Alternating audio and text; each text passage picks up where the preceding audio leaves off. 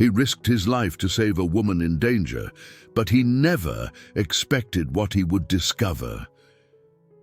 When he visits her in the hospital, a shocking secret changes everything. Hello, viewer. Thanks for joining us. Leave a like and share your thoughts in the comments, along with the city you're watching from. Now let's continue with the story. Jesse Brown woke in the middle of the night, heart pounding, beads of sweat gathering on his forehead. He lay still for a moment, trying to push away the remnants of the nightmare that had just seized him. In the dream, he was once again trapped in a burning house with walls of flame closing in. The haunting echo of his younger brother Todd's voice still rang in his ears. When he finally sat up, Jesse realized he had clenched his fists so tightly that his nails had left small crescent marks on his palms. He got out of bed and moved through his modest apartment, flicking on the soft light by the kitchen counter. The cramped layout barely changed since he'd first rented it 3 years ago, soon after his divorce. A single framed photograph of Todd stood on a narrow shelf near the window. Jesse found his gaze drifting toward it, recalling the day it was taken, both of them smiling at a family picnic, unburdened by fear or regret. The memory of Todd's laughter clashed with the guilt Jesse still harbored for not being able to save him from that terrible fire years ago. His firefighter's jacket hung by the door, a symbol of the life he had chosen. Always ready to protect others, but never quite able to protect himself from the past. Jesse was well respected in the Boston Fire Department. His colleagues, especially his captain, Warren McAllister, saw him as a determined professional. Yet Jesse remained distant, keeping people at arm's length. He believed he didn't deserve anyone's closeness, not after failing to save Todd. Even his marriage to Linda Campbell had disintegrated under the weight of that guilt. Feeling restless, Jesse decided there was no point in trying to sleep again. He grabbed a bottle of water from the fridge and stood by the window, where city lights flickered in the distance. Outside, the street was quiet, just the faint sound of traffic echoing. Sometimes he thought about calling his parents, if only to hear their voices. But he had convinced himself they still blamed him, just as he blamed himself. He switched on the TV to fill the silence and caught a late-night news segment about an uptick in local accidents and fires as colder weather settled in. His stomach tightened at the thought of another distress call. The adrenaline rush of responding to emergencies was the only thing that made him feel useful, yet it always dragged him back to that night with Todd. He could do everything right now. He could follow every safety rule, every protocol, and still, he feared a moment might come when he'd fail once more. Jesse's cell phone buzzed, startling him. He glanced at the screen, a text from a colleague, Sarah Mitchell, one of the paramedics at the station. She had become a friendly presence, though Jesse had resisted her attempts at deeper conversation. The text read, "Can't sleep either. We've got an early shift. Get some rest if you can." He typed a terse reply. "I'll try, thanks." But he knew sleep wouldn't come easily. As he set the phone aside, he felt that old weight pressing on his chest, the same weight he'd felt every night since Todd's death. It made him wonder if he would ever truly move on. An hour later, dawn lightened the sky. Jesse showered, then methodically dressed in his civilian clothes, jeans, a well-worn gray t-shirt, and a flannel shirt over it. Before leaving, he paused by Todd's photo again. Some mornings he would utter a silent apology, as though Todd could hear him. Today, no words came, only a tightness in his throat that made it hard to breathe. He left quietly, locking the door behind him. When Jesse arrived at the fire station, he was greeted by the familiar hum of conversation and the smell of coffee brewing. Warren, a stout man in his mid-50s with a reassuring presence, waved him over. "Another night of broken sleep?" the captain asked, studying Jesse's tired eyes. Jesse nodded. "Yeah, but I'm all right." Warren gave him a concerned look but didn't press further. He knew better than to push Jesse into talking about his past. The morning was routine, checking gear, running maintenance on trucks, exchanging jokes with fellow firefighters like Marco, a 30-year-old rookie who idolized Jesse's calm under pressure. Yet beneath the day-to-day tasks, Jesse's mind kept drifting back to the nightmares. He wondered if they would ever fade, or if some part of him needed them to stay vigilant, to remember why he did this job. Shortly after lunchtime, the crew was halfway through equipment drills when the station's alarm shrilled. Jesse's heart thudded as he pulled on his gear. An emergency call had come in about a car accident with potential fire risk on a major highway. The men and women of the department moved swiftly, well-trained instincts taking over. Jesse climbed into the engine truck, mind racing through possible scenarios. He'd done this so many times that the motions were second nature, but he could never banish the flicker of apprehension inside him, the lingering fear that once again he might be too late. And as they sped toward the incident, lights flashing, sirens wailing, Jesse gazed through the windshield at the gathering columns of smoke on the horizon. A shiver coursed through him, a premonition he couldn't name. Something about this call felt unsettlingly personal, as if fate were aligning the pieces of his life for one more test he wasn't sure he could pass. The shriek of sirens echoed across the concrete expanse of the highway. Jesse's pulse hammered in his ears as the fire engine rumbled to a halt behind a small crowd of onlookers. Black smoke billowed from a sedan that had spun out of control and hit the guardrail. Flames licked the air around the crumpled hood, sending waves of heat across the pavement. Marco hopped off the truck first and sprinted to assess the scene. Jesse followed, pulling on his fire-resistant gloves and scanning for immediate hazards.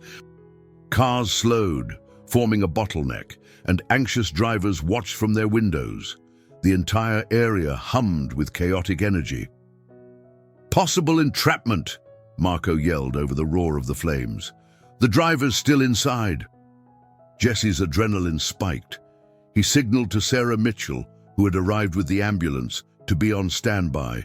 Warren barked instructions to the rest of the crew to set up a perimeter and get hoses ready. Jesse approached the sedan, noticing the passenger side was smashed beyond recognition. The driver's side door was bent inward, making it impossible to open from the outside. Heat radiated so fiercely that sweat instantly formed on Jesse's brow, even under his protective helmet. A quick glance through the shattered window revealed a lone occupant. It looked like a woman, unconscious or close to it, slumped against the steering wheel. Despite the pungent smell of burning plastic, Jesse forced himself to remain clear-headed. He tried the door handle, but the metal was twisted. Thick smoke spewed from beneath the hood. Knowing time was of the essence, Jesse stepped back, grabbed a Halligan tool, and slammed it into the window, shattering what remained of the glass. Flames licked closer, feeding on the gasoline that leaked beneath the wreck. Reaching in, Jesse struggled to release the driver's seatbelt. The buckle was jammed, so he sliced through it with a rescue knife. As he eased her head back, he saw that she wasn't fully unconscious. Her eyes fluttered, revealing a flash of terror and disorientation. "Stay calm," he said, voice steady despite the chaos. "I'm getting you out." She tried to speak, but only a faint croak emerged. Jesse maneuvered carefully, mindful of the debris and the sudden bursts of flames.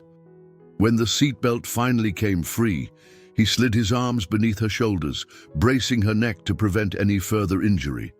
A piece of twisted metal blocked his exit, and the heat grew intolerable. Outside, Warren and Marco doused the flames with water and foam, trying to buy Jesse more time. The woman let out a soft moan, and Jesse could see she was losing consciousness again. He shoved the metal debris aside with all his strength and freed enough space to pull her through the window. His protective gear offered some shield, but sparks flickered dangerously close. Warren helped them clear the final obstacle. Together, they eased the woman onto a stretcher that Sarah had set up. Her pulse was weak but detectable. Burn marks darkened one side of her jacket. She must have been struck by the searing heat after the collision. Sarah checked her vitals, and Jessie stood by, breath ragged. The crew put out the fire within minutes, preventing it from spreading to other vehicles. Police arrived to redirect traffic, and paramedics rushed the driver into the ambulance. Jesse found himself lingering, watching as the ambulance door slammed shut. He felt a sharp tug of concern, an odd kind of connection that was more personal than any standard rescue warranted. Back at the fire truck, Warren laid a hand on Jesse's shoulder. "Good job," he said, face grimy from smoke. "You got her out just in time." Jesse just nodded. His mind still swirled with the image of the woman's fearful eyes. He had saved countless people before, yet this time it felt different. There was a nagging sensation, as though this rescue would somehow matter more in his life than all the others. When the scene was finally under control, the crew piled back onto the truck. They returned to the station, greeted by applause from a few colleagues who had monitored the rescue via dispatch radio. Amid the camaraderie, Jesse remained unusually quiet. Sarah caught him staring into the distance and gently nudged him. "You all right?" she asked, voice low. "Yeah," he murmured, running a hand through his short hair. "Just something about the way she looked at me." Sarah offered a sympathetic smile. "Don't worry, you did your job, like always." Jesse appreciated the comfort, but felt an undercurrent of anxiety creeping in. That look in the woman's eyes, the momentary awareness between them, he couldn't shake it. He removed his gear in silence, his mind replaying the rescue over and over. He had no name, no context, just an insistent pull telling him that this was far from the last time he'd think about her. Early the next morning, Jesse stared into his mug of black coffee at the station's break room. The aroma was strong, but did nothing to lift the unease lodged in his chest. He'd barely slept the night before, unable to stop thinking about the woman he'd pulled from that flaming car. He wondered if she had any family, someone who would rush to the hospital and hold her hand. More than once, he considered driving to the hospital himself, if only to check on her condition. Warren entered with a newspaper tucked under his arm. He took one look at Jesse and shook his head knowingly. "You're still thinking about her, aren't you?" Jesse sighed. "I just keep hoping she's okay. She looked so terrified." Warren set the paper on the table. "You've handled hundreds of rescues. This one shouldn't be any different." But his tone held a gentle edge. He and Jesse both knew that sometimes a call resonated more deeply than others. As they talked, another firefighter passed by, calling out that the paramedics had left a message for Jesse. He excused himself and followed the corridors until he found Sarah writing up notes from the previous shift. She glanced up. "I heard you wanted some details," she said, reading the question in his eyes. "The victim's name is Helen Campbell. She's in serious but stable condition. They transferred her to Boston General last night." The moment Jesse heard the name, a faint chill moved through him. He couldn't pinpoint why it sounded vaguely familiar. Perhaps it was simply a coincidence. He offered a tight nod, grateful for the information. "Thank you," he replied, voice taut. Sarah studied him carefully. "Listen, Jesse, it's normal to feel attached after a rescue like that, especially when it was so close. But you need to take care of yourself too.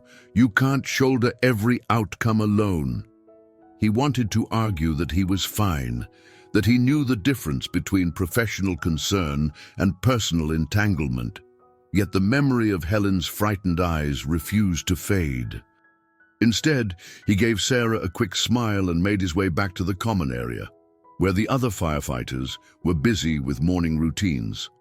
A short while later, while cleaning the truck's hoses, Jesse's mind drifted to the day Todd died. It had been a residential fire well past midnight. Todd was trapped on the second floor when the building's structure collapsed. Jesse had tried to get to him, but the flames were too intense. By the time backup arrived, it was too late. That failure still carved out a space in Jesse's heart he hadn't been able to fill, no matter how many people he rescued. He paused, gripping the hose as if to steady himself. Every day as a firefighter was a reminder of Todd's final moments. Sometimes it felt like atonement, other times a torment he couldn't escape. His ex-wife, Linda Campbell, had been by his side then. In the aftermath of the tragedy, their marriage unraveled under grief, accusations, and Jesse's own barricade of silence. Linda's family had also been critical, implying that if Jesse had been more careful, perhaps Todd would have survived. He had never truly forgiven himself or them. Shaking his head to dispel the painful recollection, Jesse pushed himself to focus on the present. He finished cleaning and secured the equipment for the next emergency call. Normally, that would be enough to occupy his thoughts, but Helen Campbell's name kept resurfacing. He found himself considering the improbable connection. Campbell wasn't that uncommon of a last name, but it still rattled him. By lunchtime, he was restless. Warren, noticing, suggested they drive out to pick up supplies, anything to break Jesse's cycle of rumination. The short trip to a local hardware store allowed them to talk about sports, station repairs, and trivial matters. But even then, Jesse's mind wandered back to Helen.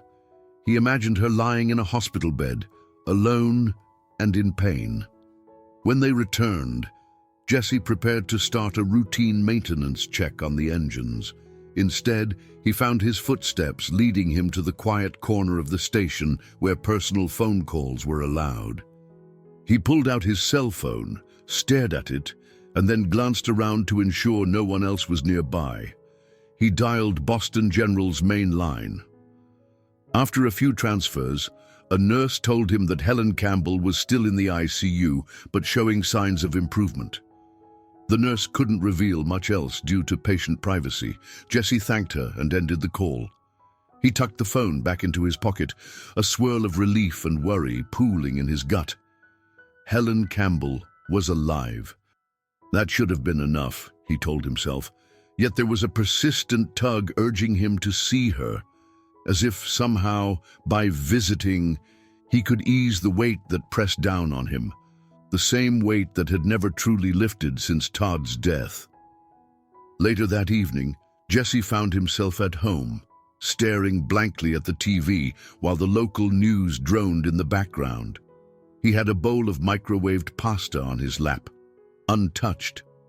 His exhaustion from the day's training and calls should have knocked him out, but his mind would not let go of the thought that he should visit Helen. Images of the accident replayed behind his eyes, the roaring flames, the twisted metal, and those fleeting moments when Helen had looked at him, her life hanging by a thread. He leaned forward, setting the pasta aside. His phone sat on the coffee table, tempting him to make another call or check on any new updates about her condition. Just as he was about to gather the courage to call the hospital again, a text came through from Sarah. "Hope you're doing all right. Remember to breathe. Let me know if you need to talk." He appreciated her concern, but hesitated to respond.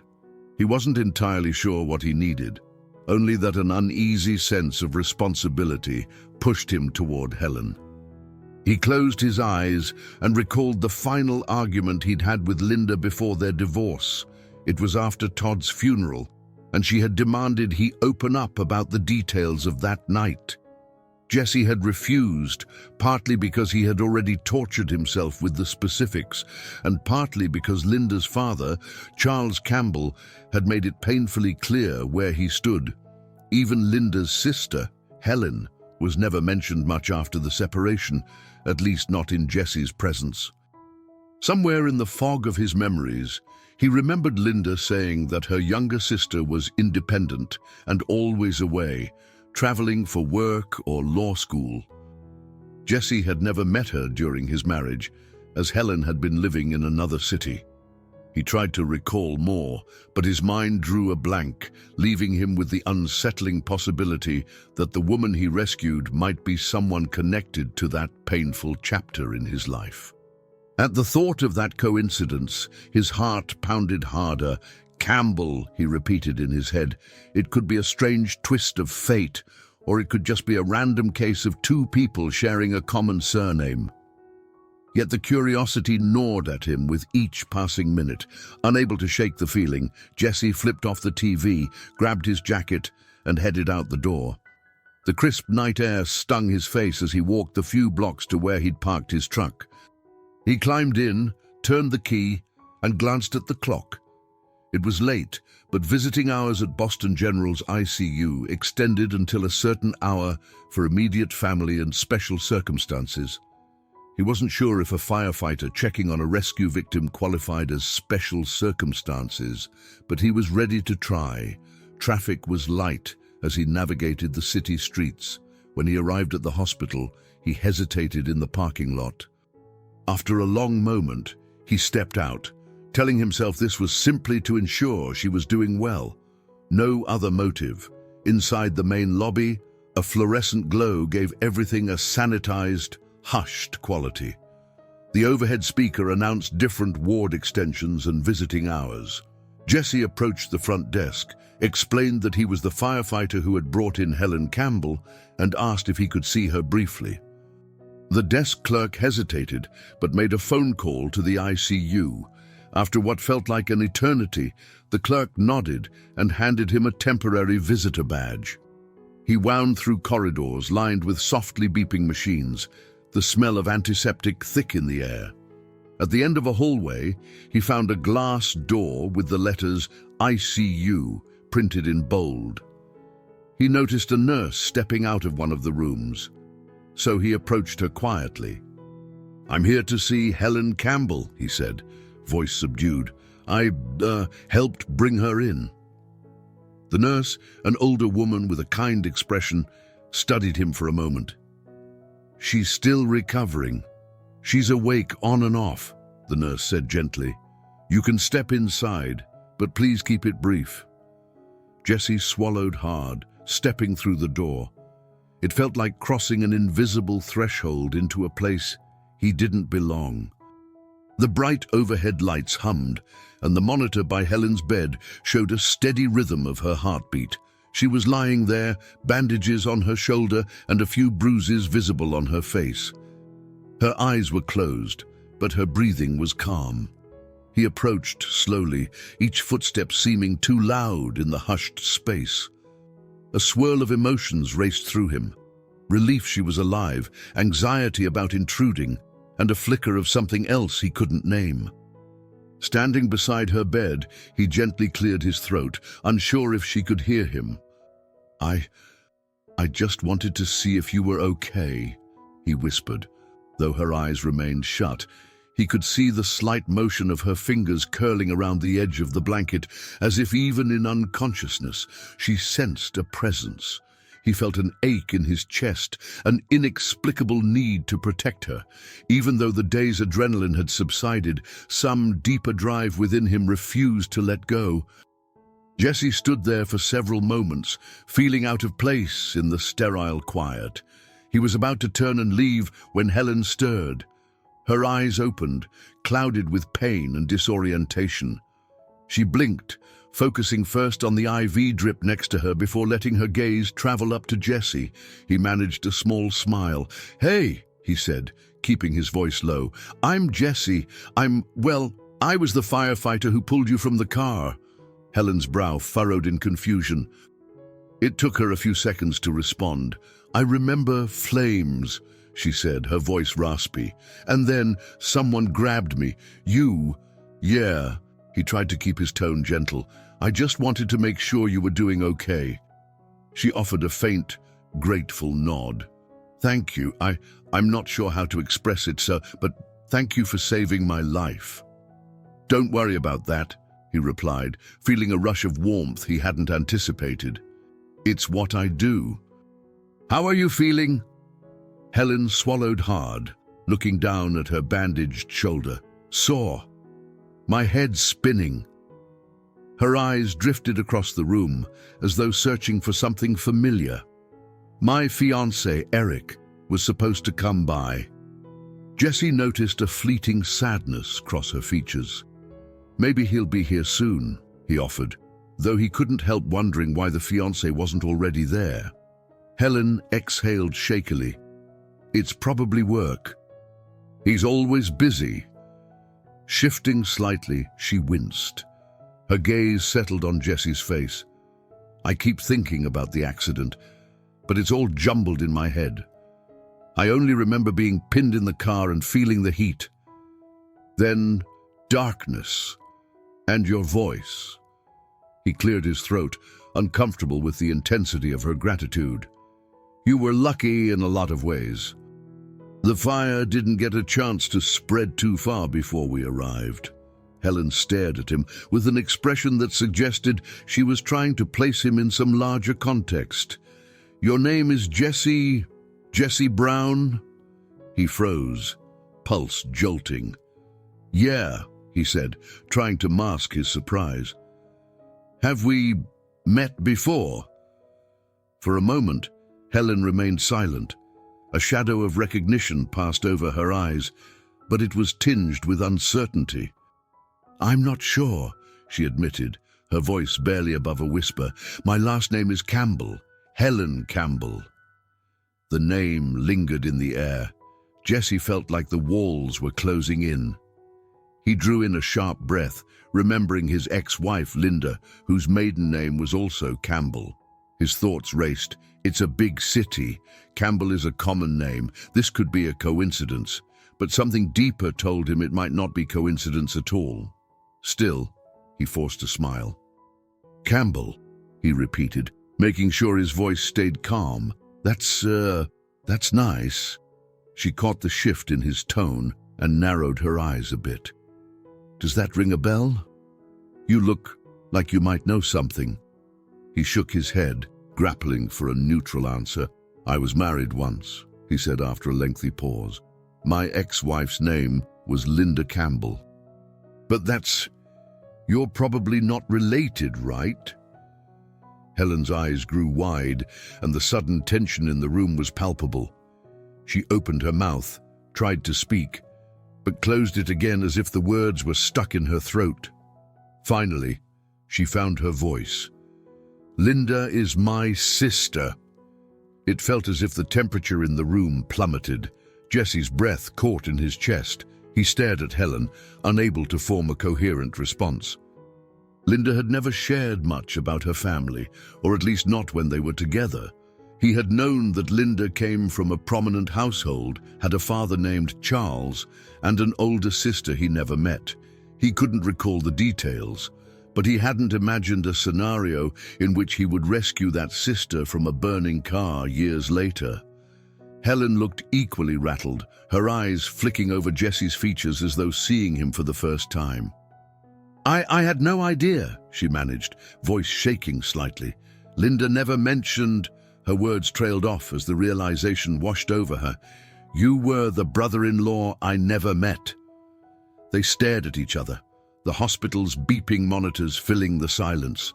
For Jesse, the moment was surreal. All the old wounds and the painful memories of losing Todd, of being judged by Linda's family, collided with the relief he felt about saving Helen. He wondered if she, too, had heard the stories, whatever Linda and her family had said about him in the years since the divorce. His voice caught in his throat.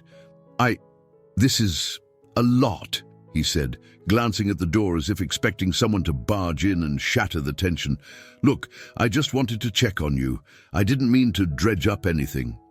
Helen's expression softened, mixed with shock and gratitude. I appreciate you coming by, I do. She took a shaky breath. There's so much to say, but I'm not sure where to start. Jesse pressed his lips together, nodding slowly. He was equally at a loss. The last thing he had expected from this visit was a connection to his ex-wife, and that entire painful chapter of his life. The nurse gently knocked on the door, reminding them to keep things brief, Before turning to leave, Jesse cast Helen one last look, seeing confusion and a hint of hope flickering in her eyes. He felt it too, a jumbled combination of relief that she was alive, disbelief at her identity, and something else entirely. The sense that life had just placed them both on a path neither could have foreseen. Jesse left the hospital room feeling the air thicken around him. The nurse at the ICU desk shot him a sympathetic glance as he returned the visitor badge. He was too preoccupied to notice much else, replaying the conversation with Helen in his mind. She was Linda's sister. It was a fact he still couldn't wrap his head around. When he stepped out onto the street, the chilly night struck him with a bracing force. He stood by his truck, exhaling slowly. A cluster of thoughts crowded into his head. Linda's accusations after Todd's death, her father's disdain, and now Helen, someone he had saved without knowing she was part of the very family that had once condemned him. He rested his arms on the hood of his truck, trying to steady his breath. The next morning, he arrived at the fire station earlier than usual, hoping to find some routine tasks to keep his mind off the revelation. He started his shift by double-checking the water pumps, then reviewing the station's readiness for the day. Marco noticed his tense demeanor. "Hey, man, you okay?" Marco asked, tapping him lightly on the shoulder. "Yeah, just didn't get much sleep," Jesse replied, keeping his tone clipped. A short while later, Captain Warren McAllister walked into the garage area with a stack of paperwork. He eyed Jesse's stiff posture. "You look like you're carrying the weight of the world," Warren remarked. "Everything all right after your hospital visit?" Jesse set down a coiled fire hose, his jaw tight. "She's stable, which is good. But turns out she's Linda's sister." Warren's eyebrows shot up. "Linda Campbell." He let out a low whistle. "That's one hell of a coincidence." "Feels more like a cosmic joke," Jesse muttered. "I had no idea. Now I'm caught off guard, and I'm not sure how to handle it." Warren sighed. "Sometimes you gotta face the past head on, whether you like it or not. The real question is, does Helen actually hold any grudges, or is she willing to see the truth about what happened?" Jesse couldn't answer that yet. He just knew that a knot of anxiety twisted in his gut whenever he imagined facing Linda's family again. He busied himself with the morning drill, but his focus kept drifting. By midday, he stepped away to the break room, where he found Sarah finishing a report at the small Formica table. She looked up, concerned. "You look like you've seen a ghost." "Maybe I have," Jesse said, taking a seat. He explained the startling connection between Helen and Linda. Sarah blinked in surprise. "That's a lot to take in." She set down her pen and studied him. "How do you feel about it?" He shook his head, tension evident in his voice.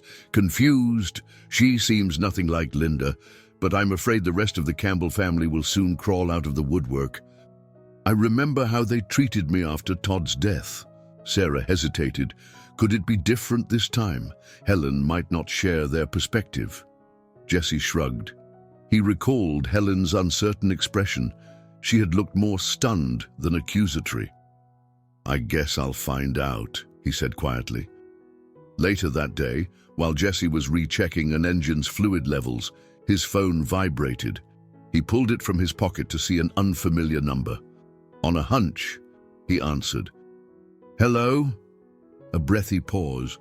"Jesse, it's Helen. I hope it's okay that I'm calling." He wiped a streak of grease from his hand and walked a few steps away from the others. "Yeah, I'm glad you're all right. How are you feeling?" Helen's voice sounded cautious but earnest. "Better, thanks. The doctor says I'll be able to leave the hospital in a few days. Listen, can we talk? I mean, really talk?" He hesitated. "Are you sure that's what you want?" She let out a quiet sigh. "I need to understand some things, especially about Linda.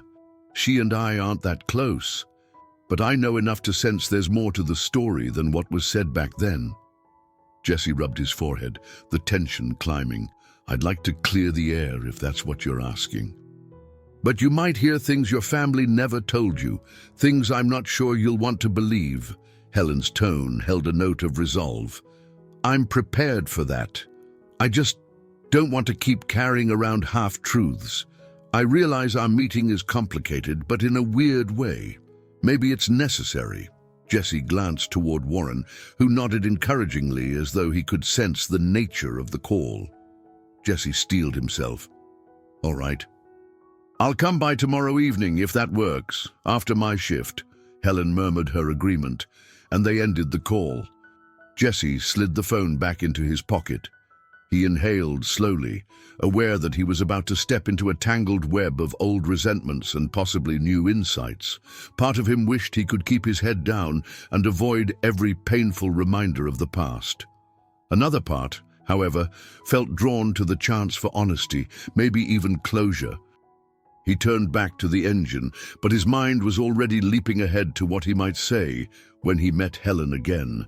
The weight of the coming conversation pressed on him, but a sliver of hope flickered beneath the anxiety. Maybe, for the first time in years, he was about to let someone see the raw truth of what happened, and in doing so, finally find a measure of peace. Jesse arrived at the hospital just after 6 in the evening.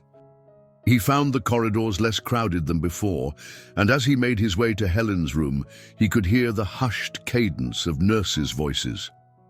The overhead lighting cast a calm, subdued glow, a stark contrast to the turmoil in his own mind. Helen was propped up against several pillows, her left arm cradled in a sling, bruises still visible along her forearm. When she spotted Jesse by the doorway, a tentative smile crossed her face. The uncertainty of their connection hovered between them. He pulled a chair close to the bed, lowering himself into it. "You look better," he said gently. "How's the pain?" Helen lifted a hand to brush back a stray lock of hair. "Manageable, though the doctors say it'll be a while before I'm fully healed. I have some burns on my shoulder, but they're not as bad as they could have been." The air crackled with unspoken questions. Helen broke the silence first.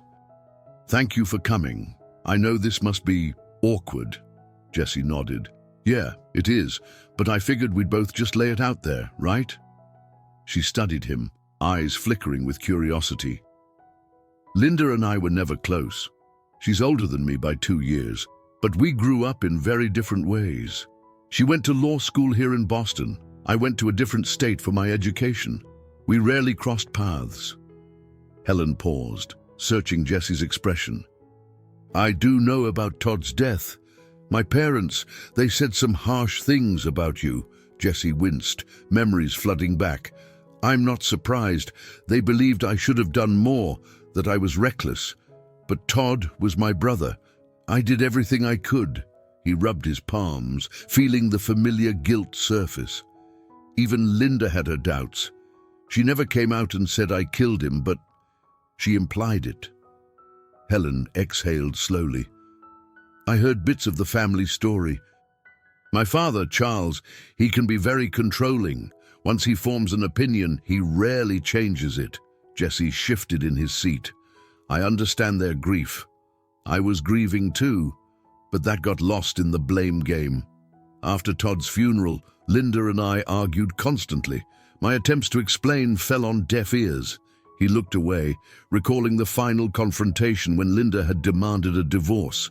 Helen reached over, placing a cautious hand on Jesse's forearm. "I'm sorry you went through that. Even before the accident, my parents didn't think Linda's marriage to a firefighter was a good match for her. They're very status-minded." Jesse nodded grimly, recalling Charles Campbell's cold stare. For a moment, neither of them spoke, both absorbed in past hurts. Eventually, Helen cleared her throat. "I want to form my own opinion, Jesse. About you." "About what happened?" He swallowed against the knot in his throat, hearing the sincerity in her voice. "And how do you propose we do that?" Helen's gaze dropped to the hospital blanket. "I'm not sure. I guess it starts with honest conversation. I wish I'd met you under different circumstances, not like this." She gestured to her injured body, then forced a small smile. "But I'm grateful you saved me." The atmosphere was thick with tentative understanding. Jesse felt a weight lift slightly off his chest. He realized he might finally have the chance to let someone from that family see him for who he truly was, beyond the blame. A nurse entered to check Helen's vitals, interrupting their exchange. Jesse stepped aside politely. He noticed the nurse's badge, Riley. She had a warm, motherly presence. After finishing up, she glanced at Jesse with kindly curiosity. "Visiting hours are almost over, but you can stay a bit more if Helen wants." Helen nodded. "Thanks, Mrs. Riley. I'd like that." Once the nurse left, Helen's features tightened slightly. "I'm expecting someone else tomorrow. My fiancé, Eric. He's been busy with work. He's a partner at a financial firm. My father approves, of course." Jesse raised an eyebrow. "Right." He recalled how Linda's parents had always wanted her to marry someone suitable. Helen grimaced, reading his thoughts. "I love Eric, or at least I thought I did. But in the last year, we've grown distant. Sometimes it feels more like a merger than a relationship." Jesse wasn't sure how to respond. He felt a pang of sympathy. The woman lying here clearly had her own battles, distinct from Linda's. "That's something only you can figure out," he said softly. "Just make sure you don't let anyone else live your life for you." She nodded, looking thoughtful. "I won't, and that's why I'm glad we're talking, even if it feels strange." They spent the next half hour sharing pieces of their histories. Helen's early years studying law in Chicago, Jesse's journey from volunteer firefighting in his hometown to a professional role in Boston. With each exchange, the tension eased. He glimpsed a woman who wasn't defined by the Campbell family's rigid expectations, and she saw a man still haunted by grief but determined to move forward. As the overhead speaker chimed to announce the end of visiting hours, Jesse knew he had to leave. He didn't want to overstay his welcome. Rising, he offered Helen a gentle nod. Neither of them had any illusions that the past was settled, but a tentative bridge had been formed, one that might lead them to truths neither had fully understood before. The next time Jesse visited the hospital, the atmosphere in Helen's room had changed. He could hear voices raised in an argument from outside the door. The first was Helen's, calm but insistent. The second belonged to a man with a controlled yet irritated tone. Jesse hesitated, one hand hovering near the door handle. "Eric, I told you already I need some space to recover," Helen was saying. "This isn't about you. It's about us," the man retorted, voice clipped. "You nearly died, and you don't think I should be here as much as possible. Have you considered how this looks? You're alone with some firefighter." "That's enough," Helen cut in sharply. "He saved my life. And we've been talking, that's all." The tension in the room spiked. Jesse exhaled, steeling himself, then knocked softly. After a second, he opened the door, stepping inside to see Helen sitting up in bed, arms crossed. A tall, impeccably dressed man stood by the window, jaw clenched. His designer suit looked out of place against the hospital's sparse backdrop. Helen offered Jesse a faint smile. "Hey, good timing." Eric Whitmore turned, scanning Jesse from head to toe with an air of barely veiled contempt. His presence radiated the confidence of a man accustomed to getting what he wanted. "So this is the firefighter," he said, eyebrows raised. "Eric Whitmore. I'm Helen's fiancé." Jesse nodded politely, feeling the hostility roll off Eric in waves. "Jesse Brown, it's nice to finally meet you." Eric made no move to shake hands. Instead, he turned back to Helen. "We were just discussing her safety," he said pointedly. "She doesn't think a private nurse or a safer facility is necessary. I disagree." Helen's lips pressed into a firm line. "You disagree with me a lot these days," she muttered. Then she looked at Jesse. "Can we talk alone?" A flicker of anger flashed across Eric's face. "You want me to leave?" "Please, Eric, I'll call you later," Helen replied, her tone holding a quiet finality. With a tight nod, Eric gathered his suit jacket from the chair. Before leaving, he paused near Jesse, lowering his voice. "I don't know what your game is, Brown, but don't get too comfortable. Helen and I are engaged, and that's not going to change." Jesse swallowed back an instinctive retort. He simply returned Eric's glare evenly. Once the door closed, he let out a breath he hadn't realized he was holding. "He seems protective." Helen sighed. "Overbearing might be a better word. My father adores him. He's exactly the kind of man Charles Campbell wants for me. Wealthy, respected, and politically well-connected." Jesse moved closer, noticing Helen's tightened posture. "That doesn't sound like your first choice." She didn't reply immediately, seeming to weigh her words. "When Eric and I first got together, things were different. We had fun. We respected each other's goals. But as time passed, he became more focused on how our marriage would elevate his status. My father encouraged it. I guess I just fell into line." Jesse nodded, recalling how Linda had once tried to conform to her parents' expectations. "Does Linda know you're engaged?" Helen smirked. "Linda offered congratulations when we announced it at a family gathering, but we haven't really spoken about it. She's got her own career and life. We've never been close enough to share much." Jesse shifted uncomfortably. "I can relate in a way. I never felt accepted by your parents." Helen studied him. "You married Linda despite that." He shrugged. "She made me believe it wouldn't matter. Then Todd died, and everything changed." They both fell silent, reflecting on how external pressures could warp relationships. Jesse wondered if Helen was trapped in the same cycle, obligated to please her father, living a life that didn't suit her. Eventually, Helen cleared her throat. "About Linda." She hesitated. "Have you spoken to her at all since we found out who we are to each other?" Jesse shook his head. "I've avoided contact with her for a long time. There was nothing left to say after the divorce. She blamed me for Todd's death. Her family never wanted me around." Helen exhaled. "I see.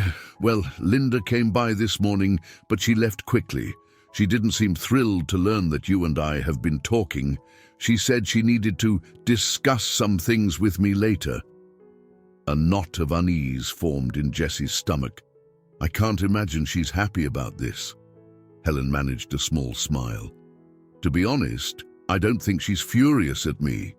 It's more like she's warning me. She said something about how you can't let go of the past, but I'm starting to suspect she's the one who can't let go." Jesse let that settle for a moment. He glanced at the IV drip attached to Helen's arm.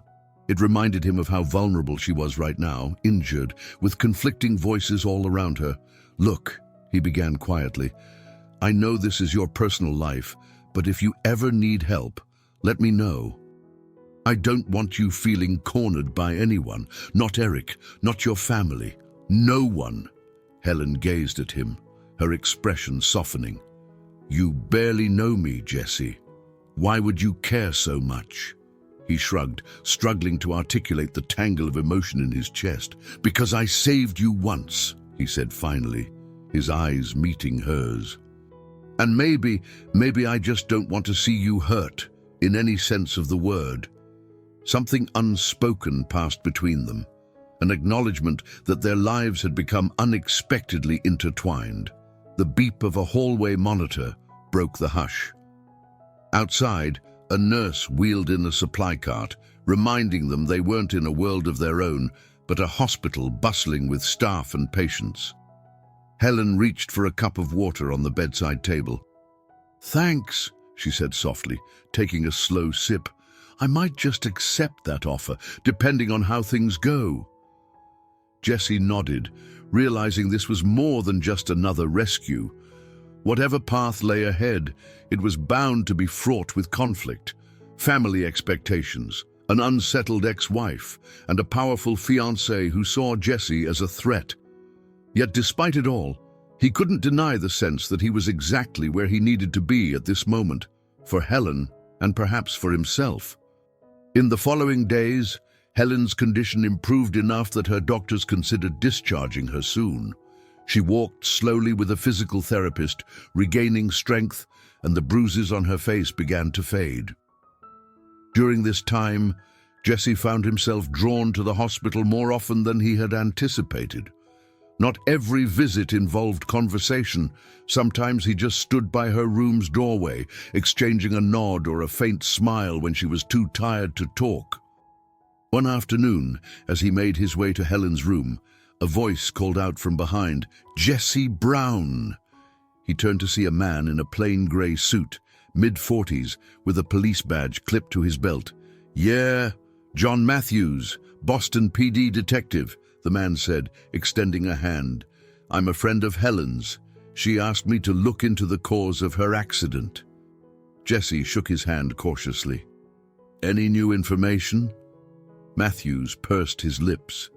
"Preliminary evidence suggests a mechanical failure, possibly the steering, but we can't rule out other factors yet. Helen mentioned you saved her. She's lucky you got there so fast." Jesse nodded. "That's the job. If you find anything else, let me know. She deserves answers." The detective agreed and walked off, leaving Jessie with the sense that Helen had allies beyond just her family, people who genuinely cared about her well-being. It was a reassuring thought, considering the tension with Eric and Linda. When Jessie arrived at Helen's room, he found her sitting in a chair by the window, absent-mindedly flipping through an old magazine. She looked up. "Hey," she greeted with a tentative warmth. "John talked to you." "He did," Jessie replied, taking a seat nearby. "You asked him to investigate." Helen nodded. "Something felt off about my car that day. My brakes were screeching before the crash. It might be nothing, but I'd rather be sure." They chatted briefly about the accident, then fell into a more personal discussion. Jesse spoke about how he'd become a firefighter, the drive he felt after Todd's death to prevent as many tragedies as possible. In turn, Helen described her early desire to become a lawyer, fueled by a passion for justice that sometimes put her at odds with her own family's more pragmatic approach to life. "Funny," Jesse remarked. "Linda always said I was the one who liked to stand up for what was right, no matter how stubborn it seemed. Maybe that's something you and I share, ironically." Helen chuckled. "That's ironic indeed. Maybe that's why we haven't clashed yet." Their conversation was interrupted by a nurse who came to check Helen's vitals. Jesse used the moment to glance around the room. He noticed a few floral arrangements on a side table, presumably from friends or colleagues. One extravagant bouquet had a card with Eric's name written in neat, bold letters. When the nurse left, Helen followed his gaze. "Eric's been sending gifts and calling, but we keep missing each other," she said, her brow furrowed. "I suppose I should talk to him in person. We need to sort things out." Jesse thought about the argument he'd overheard. "It's your life," he murmured. "You'll make the right call." She studied him, eyes searching. "It means something that you believe I can make the right decisions for myself." He shrugged. "Everyone else in your life seems to have their own agenda for you. Your dad, Eric, even Linda. Maybe you just need someone who doesn't expect anything except for you to be you." The corner of Helen's mouth curved into a faint smile. "I appreciate that." "Really?" They were interrupted by footsteps echoing in the corridor.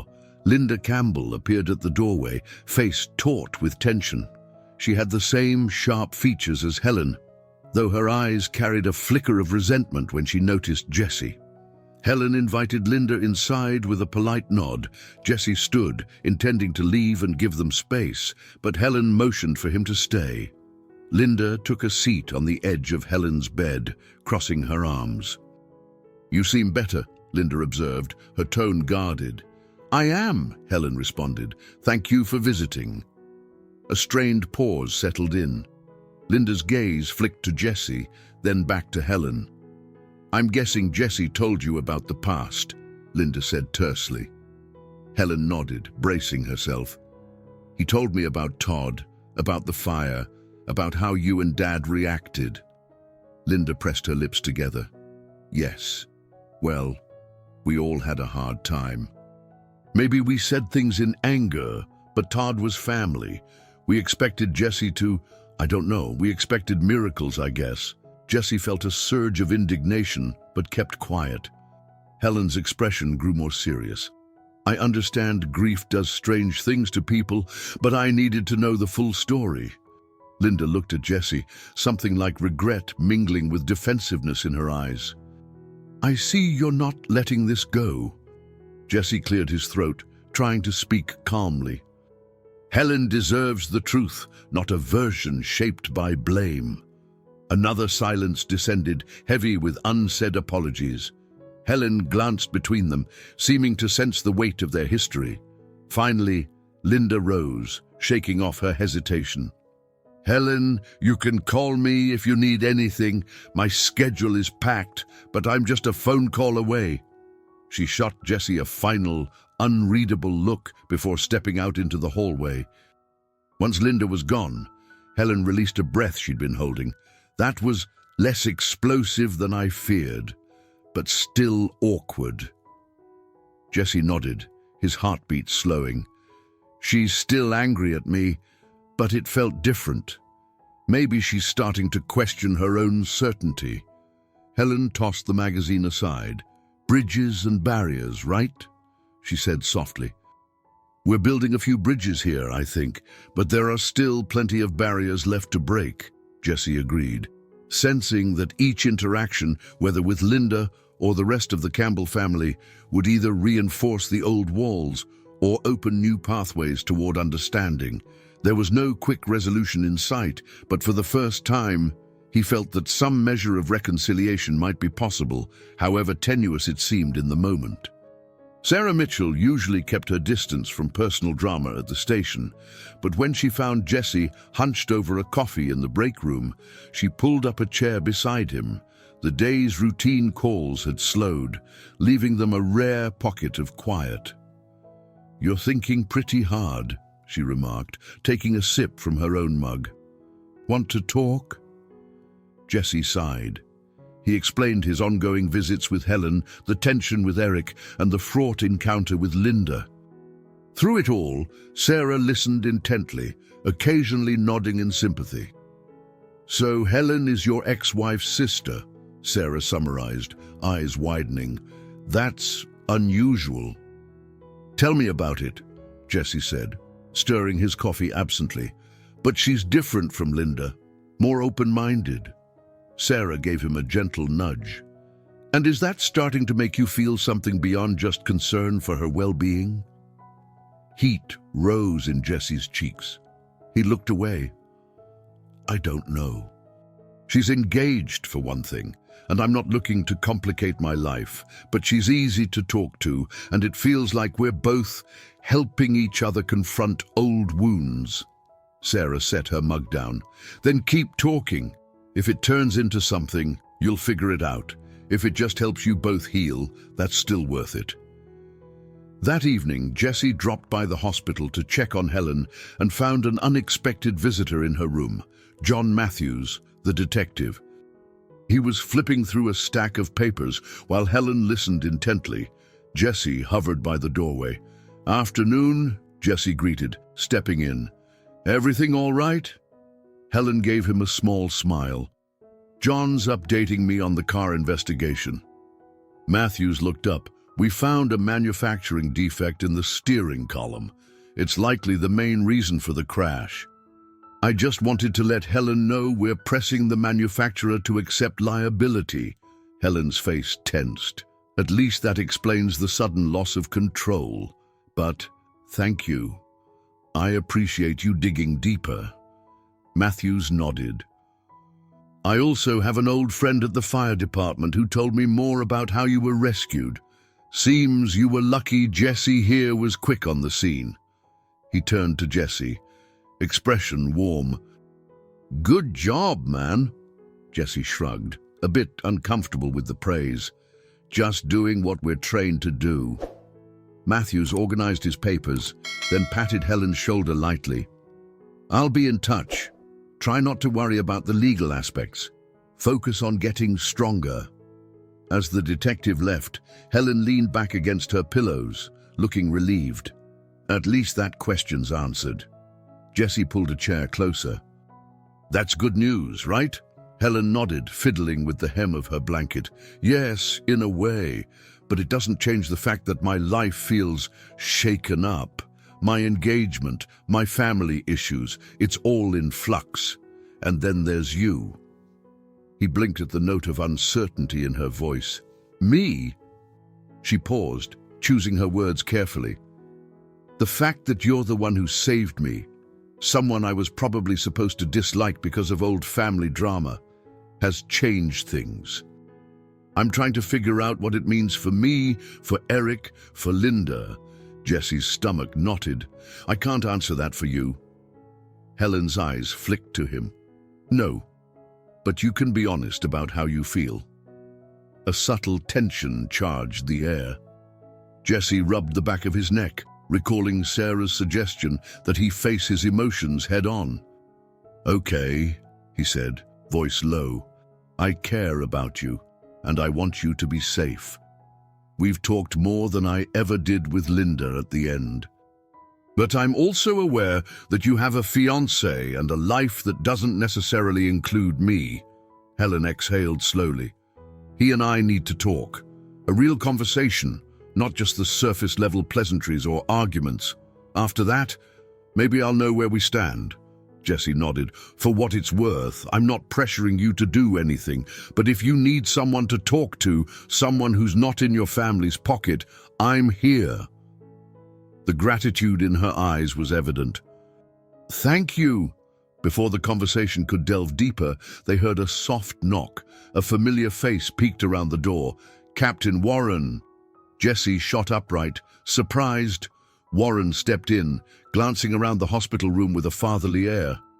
Didn't mean to interrupt, he said, but I figured I'd drop by to see how our recent rescue is doing. Helen smiled politely. Thank you for coming. I owe all of you my life. Warren chuckled. We all do our part, but Jesse's the one who took the lead. Then his tone turned more serious. I also wanted to let Jesse know the department put in for a commendation on the rescue. Might be some local media interest. Jesse's face flushed. I don't need that. Warren patted Jesse's shoulder. You may not want the attention, but it's well deserved. We'll talk about it more at the station. Anyway, sorry to barge in. Warren didn't stay long, leaving almost as soon as he arrived, but the warmth of his presence lingered. Helen looked at Jesse with renewed appreciation, realizing that beyond their personal stories, he was respected in his professional circle as well. I don't know why, but it doesn't surprise me, she commented. You're not the type to brag, but everyone else seems to speak highly of you. Jesse shrugged off the praise. I'm just trying to do some good in this world. Helen met his gaze, and for a moment neither spoke. Some silent understanding passed between them, a sense that, in their own ways, they were forging an alliance rooted in honesty and empathy. It was unexpected, but it felt genuine. And for Jesse, that was something he hadn't felt in a very long time. A week later, Helen was discharged from the hospital. Jesse offered to pick her up, but Eric insisted on handling it. So Jesse found himself standing outside Boston General's entrance, waiting on the sidewalk as Helen and Eric emerged through the sliding glass doors. Helen leaned on a cane for extra support, her shoulder still bandaged underneath her coat. Eric guided her with one hand, glancing around until he noticed Jesse. A faint scowl pinched Eric's features. I've got her brown, he said flatly, helping Helen into the back seat of his sleek black SUV. Helen turned to Jesse, giving a quick smile. "I'll call you later, thanks for coming." Her eyes lingered on him a moment longer, as if reassuring him that she wanted him there. Jesse stepped back onto the curb, watching them drive off with a mix of concern and resignation. He could sense Eric's simmering jealousy. He wasn't sure how far Eric would go to keep Helen close, but he doubted it would be pleasant. That evening, Jesse tried to distract himself by cleaning his apartment. He put on some music, tossed out old takeout menus, and straightened a bookshelf of fire department manuals and old photo albums. Yet he found himself constantly checking his phone, hoping Helen would text or call. When it finally rang, he grabbed it on the first chime. "Hey!" Helen's voice came through softly. "I'm home." "You okay? How's Eric?" Jesse asked, bracing for her answer. She sighed, the sound muffled as though she were in another room. "He's trying to help, but we ended up arguing again. He keeps talking about how I should keep my distance from you, implying I don't need a hero complex interfering in our lives." Jesse rubbed the bridge of his nose, feeling anger flare. "That's not surprising, but it's your choice who you see. You know that, right?" Helen paused. "I do. But it's tough when I'm in his house. Well, technically our house. We moved in together before the accident." Jesse swallowed hard. "If you ever need to get away for a while, you could come by my place. Strictly platonically," he added, feeling heat rise to his cheeks. "I have a couch if you just need space." There was a moment of silence on the line. "Thank you," she said finally. "I'll keep that in mind." Over the next few days, Helen kept Jesse updated by phone. Meanwhile, Linda scheduled a meeting with Helen to discuss family matters, which made Jesse uneasy. He knew the Campbell family well enough to suspect they'd try to pressure Helen into following a certain path. Likely, the path that involved marrying Eric and steering clear of Jesse. One afternoon, as Jesse finished a shift at the station, his phone buzzed with a text from Helen. "Dad wants to see me, Linda, and Eric at the family estate. He insists. Wish me luck." A bad feeling churned in Jesse's gut. Charles Campbell never did anything casually. He recalled that imposing mansion with its high ceilings and polished floors, the place where Charles had made him feel so small. He typed a quick reply, "Be careful. Call if you need me," and tried to focus on cleaning the fire engine's compartments. Later that evening, Jesse was at home when his phone rang. He answered to hear Helen's voice, laced with tension. "Can you meet me somewhere?" He felt a jolt of concern. "What happened?" She let out a shaky breath. "It's complicated. My father is pushing for me to go ahead with the wedding, and Eric's backing him up. Linda's playing mediator, but it's basically 3 against 1. I need to clear my head. Can we talk?" Jesse grabbed his jacket. "Sure, where are you?" They agreed to meet at a small cafe near the harbor.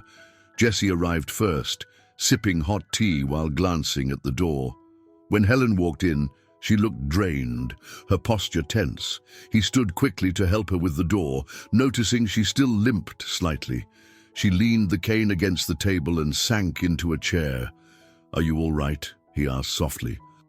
She removed her coat, revealing a bruise on her wrist. Jesse's eyes narrowed, and he immediately asked, "Helen, what happened to your wrist?" She glanced down as if noticing the mark for the first time. "It's nothing. Eric grabbed my arm earlier when I tried to leave. He got frustrated."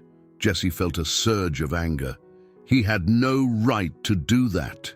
Her voice wavered. "I know, but it wasn't intentional. He's just under pressure from my father to keep me in line. They both keep saying I'm confused, that I'm throwing away a good life because of some firefighter who saved me." She looked at Jesse with pained eyes. "I'm sorry." He shook his head. "You have nothing to apologize for." They spoke in hushed tones, the cafe nearly empty except for a barista cleaning up behind the counter. Helen recounted the confrontation at the Campbell estate.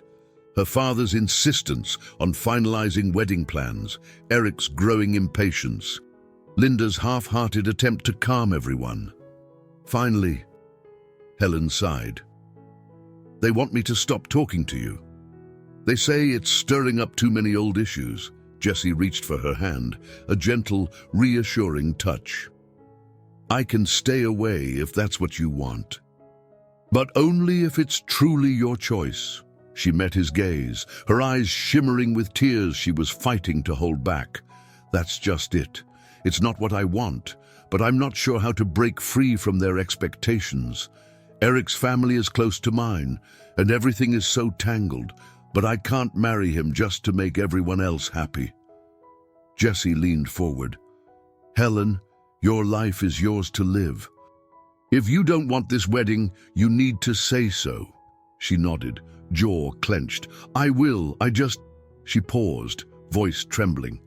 "I'm scared of what they'll do if I defy them. My father can be vindictive. Eric has his pride. And Linda, she's no ally in this." At that moment, it hit Jessie how high the stakes were. The Campbell family possessed not just social power, but also significant influence that could impact Helen's career and her sense of safety. Despite his protective instincts flaring, he knew Helen had to make her stand on her own terms. He gently squeezed her hand. "I'm here for whatever you need." Helen's eyes glistened as she nodded. "Thank you," she whispered. "I'm not sure how this will all play out, but I appreciate that you're by my side." In the dim light of the cafe, as the barista turned off the neon sign, it felt like a turning point. Jessie sensed that whatever came next, arguments with Eric, showdowns with Charles, or strained talks with Linda, would test both Helen's resolve and his own willingness to fight for what felt right.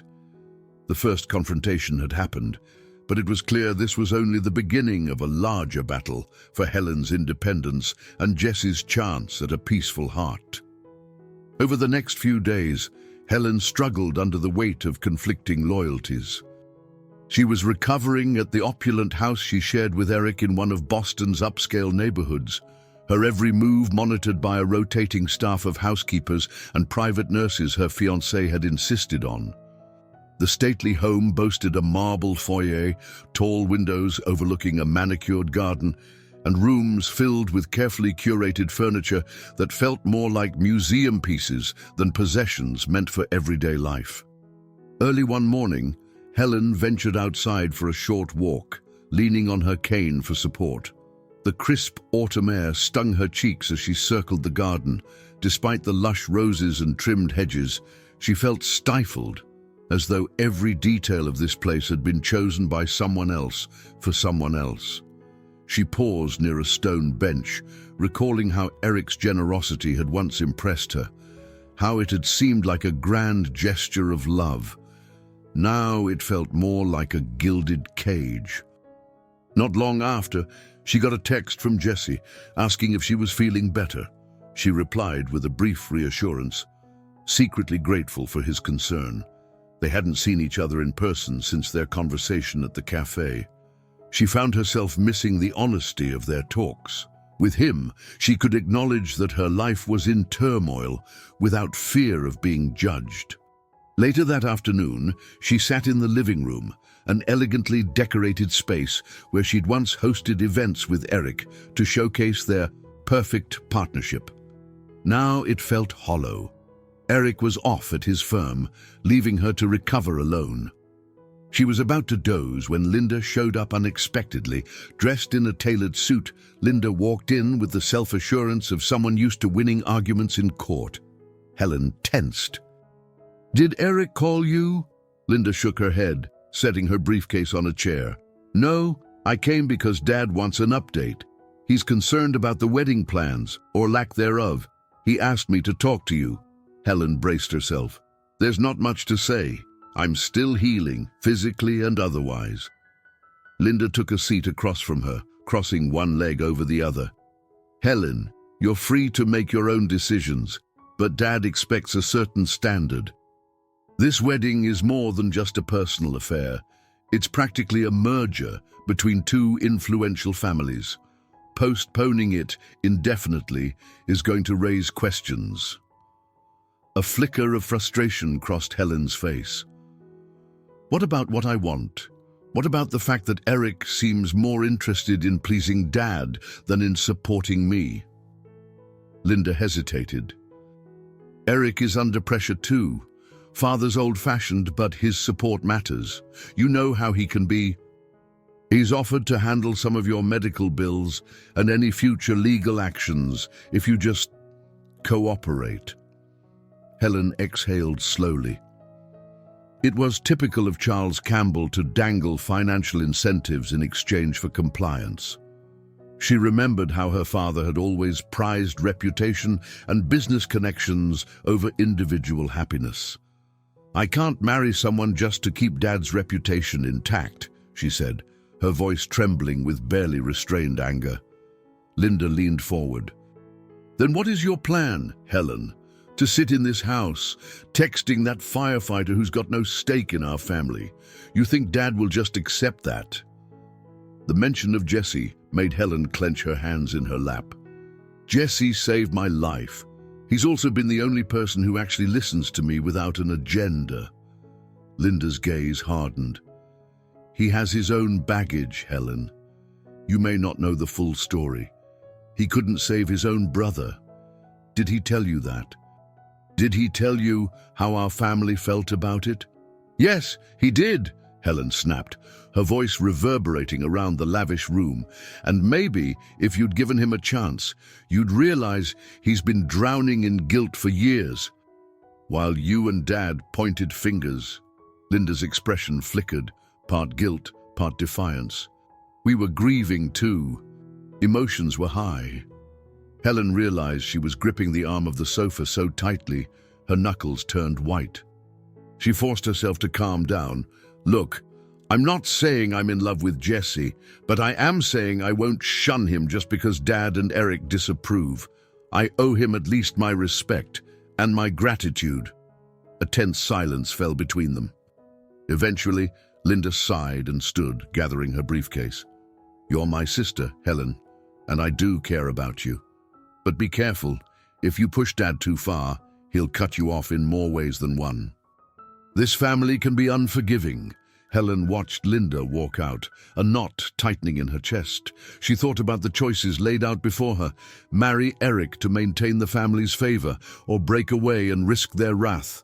And somewhere in that tangled decision-making process stood Jesse, whose mere presence reminded her that she had the right to seek truth and a deeper sense of loyalty to herself. As the front door closed behind Linda, Helen felt the chill of the empty house settle on her shoulders. She reached for her phone, her heart pounding with conflicted emotions. The rift between her and her family had grown, and it was clear that each step she took now would be a test of how far her loyalty could stretch and whether she had the courage to prioritize her own life over everyone else's demands. Jesse was on shift at the fire station when he got a call from Warren. The captain's gruff voice crackled through the station's PA system, directing Jesse to come to his office. Curious, he hurried down the corridor, passing rows of red lockers and gleaming fire gear neatly arranged for the next emergency. Inside Warren's cramped office, the blinds were half drawn, letting in strips of daylight. Warren motioned for Jesse to sit. Got word from a friend at City Hall, he began, leaning back in his squeaky chair. Charles Campbell's been asking some pointed questions about you, your record, your performance. Any reason he'd be digging? Jesse felt a flash of heat behind his eyes. Charles is Helen's father, he said carefully. We've never gotten along. He blames me for a family tragedy. Warren scratched his chin. So he's pressing around, maybe looking for dirt to tarnish your reputation. Sounds like him, Jesse admitted. The captain's face hardened in sympathy. Look, you've got a clean record here, but Campbell's a powerful man. Keep your head down.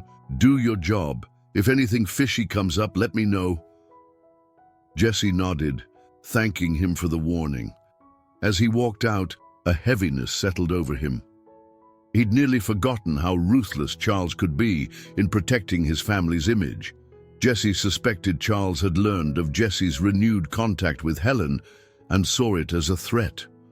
After finishing paperwork, Jesse ran into Sarah in the station's communal kitchen. She was pouring coffee into a travel mug, eyes bright with concern. "Heard you got called in by Warren," she said. "Everything all right?" Jesse sighed. "Charles Campbell is poking around, probably trying to find a way to undermine me." Sarah frowned. "That's harassment. If he crosses a line, you can file a complaint." He nodded, though he knew it wasn't that simple. Charles had the resources to make subtle attacks that wouldn't easily meet the threshold of a formal complaint. And the last thing Jesse wanted was a public scandal that might drag Helen's name into it further. Later that day, after his shift ended, Jesse headed to a modest diner near the station, Kelly's, a spot famous for homemade pies and thick milkshakes. He slid into a booth and, after a moment's hesitation, texted Helen, "Heard your dad's been asking about me. You okay?" He expected a delayed response, but his phone buzzed almost immediately. "Yes, I'm fine. Sorry about Dad. He's overstepping." Jesse relaxed slightly. At least she wasn't avoiding him. He ordered a slice of apple pie and was halfway through when the door swung open, and to his surprise, Linda walked in. She spotted him right away and approached. In her smart business suit, she looked every bit the accomplished attorney. Jesse braced himself for a confrontation, but she slid onto the seat opposite him without asking, her posture tense but not hostile. "I figured I'd find you here," Linda said evenly. "You used to come here all the time after your shifts." Jesse set down his fork, heart pounding. "So, what can I do for you?" She exhaled sharply. "Helen's upset. She's talking about canceling her wedding. Dad is furious. She won't listen to me, and she sure won't listen to him." "I see," Jesse said slowly, "but why come to me?" Linda's gaze flicked to the table. "Because she trusts you. Despite everything, she sees you as an honest person who actually cares about her, not the family's agenda." Jesse felt a mix of relief and discomfort. "So you want me to convince her to marry Eric?" "No," Linda said, shaking her head. "It's her decision, but you and I both know Dad won't handle defiance kindly. I'm worried that if she goes through with this, he'll cut her off completely. Her work, her finances, everything could be jeopardized. I don't want her hurt." Jesse studied Linda's face. The anger that once burned between them had cooled over time, replaced by something closer to regret. "If Helen's determined, no one can force her to do otherwise. I won't lie to her, Linda, just to keep your dad happy." "I'm not asking you to lie," Linda countered, voice taut. "I'm asking you to think about the consequences of encouraging her to break away without a plan. She's vulnerable right now. She just recovered from a near-fatal accident. She might not be thinking clearly." Jesse suppressed the urge to snap back that Helen was the most lucid person in that family. Still, Linda had a point about the fallout. "So, what do you suggest?" he asked cautiously. Linda hesitated, tapping her manicured nails on the table. "I don't know," she admitted. "Maybe help her see the bigger picture before she tears herself away from everyone. She deserves a chance to fix things if that's still possible." They sat in silence for a moment, the hum of the diner filling the space between them. Outside, dusk had crept in, painting the windows with the glow of streetlights.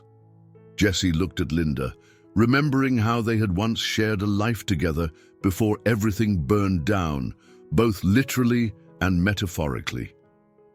"Look," he said at last, "I'll be there for Helen, no matter what she decides. But Charles can't expect me to vanish just because he hates me." Linda nodded, resigned. "I never expected you to vanish. I guess I just hoped we could avoid another tragedy in this family." She rose from the booth, gave him one final look. somewhere between pleading and resignation, and headed out the door. Jesse stared at the slice of pie that suddenly didn't look appetizing. Everything felt tangled, the old scars from Todd's death, the new conflict with Charles, Linda's uneasy attempts at peace, and Helen's uncertain future. He checked his phone again. Helen hadn't sent another message, but he typed one more. "I'm here if you need me. We'll figure it out together." Then he sat back, thinking about how the echoes of the past still reverberated through each of their lives, shaping every step they took in the present. A cold wind rattled the window panes of Jesse's apartment as he paced the living room, waiting for Helen's arrival. She had texted that she needed to speak to him privately, away from Eric and the prying eyes of her family. Jesse quickly tidied up, stashing away a few stray fire department manuals and clearing off the small wooden coffee table. When Helen knocked, he opened the door to find her clutching her coat around her shoulders. Her eyes looked tired, and her cheeks were flushed from the wind. He gently guided her inside, helping her settle on the couch. A faint aroma of fresh coffee lingered in the apartment. Jesse had brewed a pot in anticipation of her visit. "Thanks," Helen murmured, exhaling as she sank into the cushions. "Feels like I can finally breathe." Jesse offered her a steaming mug. "Long day?" She gave a short laugh. "Every day feels long lately. Eric and I argued this morning. He insisted we pick a new wedding date soon, or he'd consider the engagement off. It was a threat more than anything else." Jesse leaned forward, resting his elbows on his knees. "And how do you feel about that?" A mix of frustration and sadness flickered across her face. "In some ways, it might be a relief if he ended it, but I still hate the idea of a huge, messy fallout. My father will have a field day with it." They sipped coffee in silence for a moment. Outside, the streetlights cast a soft glow through the windows. Finally, Helen set her mug down, looking at Jesse intently. "I need to know where you stand, Jesse. Our conversations have helped me a lot, but I realize I might be leaning on you more than I should." Her voice wavered, betraying vulnerability. "I'm not sure I can navigate this alone, but I also don't want to drag you into my battles if you don't want to be there." Jesse felt his chest tighten with empathy. "I'm not going to pretend this is easy," he said slowly. "There's a lot of history with your family, but I'm not walking away, Helen. You matter to me." A faint smile touched her lips. "That means more than you know." As they talked, the tension in the room softened. Helen confided that she'd begun to question everything: her career goals, the kind of law she practiced, even the path that led her into Eric's world. She confessed she'd once dreamed of helping people in more direct ways, taking on pro bono cases for disadvantaged clients, but her father had steered her toward corporate law, praising its prestige. Eric had encouraged that path too, and she'd followed along, never pausing to ask herself if it fulfilled her. "And now," Jesse asked, genuinely curious. She breathed in deeply. "Now I'm wondering if I can reorient my life, do something that aligns with my conscience. Maybe that means stepping away from the corporate firm. Maybe it means stepping away from Eric. I'm still figuring it out." Jesse reached for her hand, giving it a reassuring squeeze. "I respect that. Whatever you decide, it should be on your terms." Helen looked at him, eyes shining with gratitude. And something else. Before either could speak, Jesse's phone vibrated on the table. He glanced at the screen. It was a call from the fire station's dispatch. Grimacing, he answered, and Helen could hear the urgency in the voice on the other end. "Got it," Jesse said, ending the call. "There's a fire downtown. They need all available hands." "I'm sorry, I have to go." Helen nodded quickly. "I understand this is your duty." He stood, grabbing his coat. but before heading to the door, he paused, turning back to her. "Stay here if you want. Make yourself comfortable. There's food in the fridge. Otherwise, lock up when you go, but keep me posted." Helen rose, meeting his eyes. "Be careful." In that moment, Jessie felt a swell of emotion, concern for the emergency, an odd sense of relief that Helen was here, and a surge of protective instinct. "I will," he promised, then rushed out. The blaze was intense, an abandoned warehouse near the harbor, flames licking the night sky. By the time Jessie arrived, the fire had spread to adjacent structures. Heat pressed down like a physical force, and thick smoke billowed out, forcing the firefighters to work methodically to contain it. Jessie and his crew attacked the flames with powerful streams of water, inching closer to the inferno. Every movement was precise, every breath filtered through an oxygen mask. Hours later, exhausted and covered in soot, Jessie peeled off his gear and checked his phone. A single text from Helen awaited him. "I'm heading home, but thank you for letting me stay. I hope you're safe. Please call me." He breathed a small sigh of relief, the stress of the fire beginning to fade. His heart felt heavy, yet hopeful, caught between his responsibility to protect strangers from danger and his growing desire to protect Helen from the pain inflicted by her own family. Duty and heart. He was split between both, unsure how to reconcile the two. But he knew, deep down, that he wouldn't abandon either. A few nights after the warehouse fire, Jessie found himself walking through the corridors of a community center in an older part of Boston. The area was far from the polished suburbs where Helen lived. Paint peeled from some of the building's walls, and flickering fluorescent lights hummed overhead. Still, there was an energy in the air. Children's laughter echoed from a distant room, and volunteers bustled about, organizing supplies for a local food drive.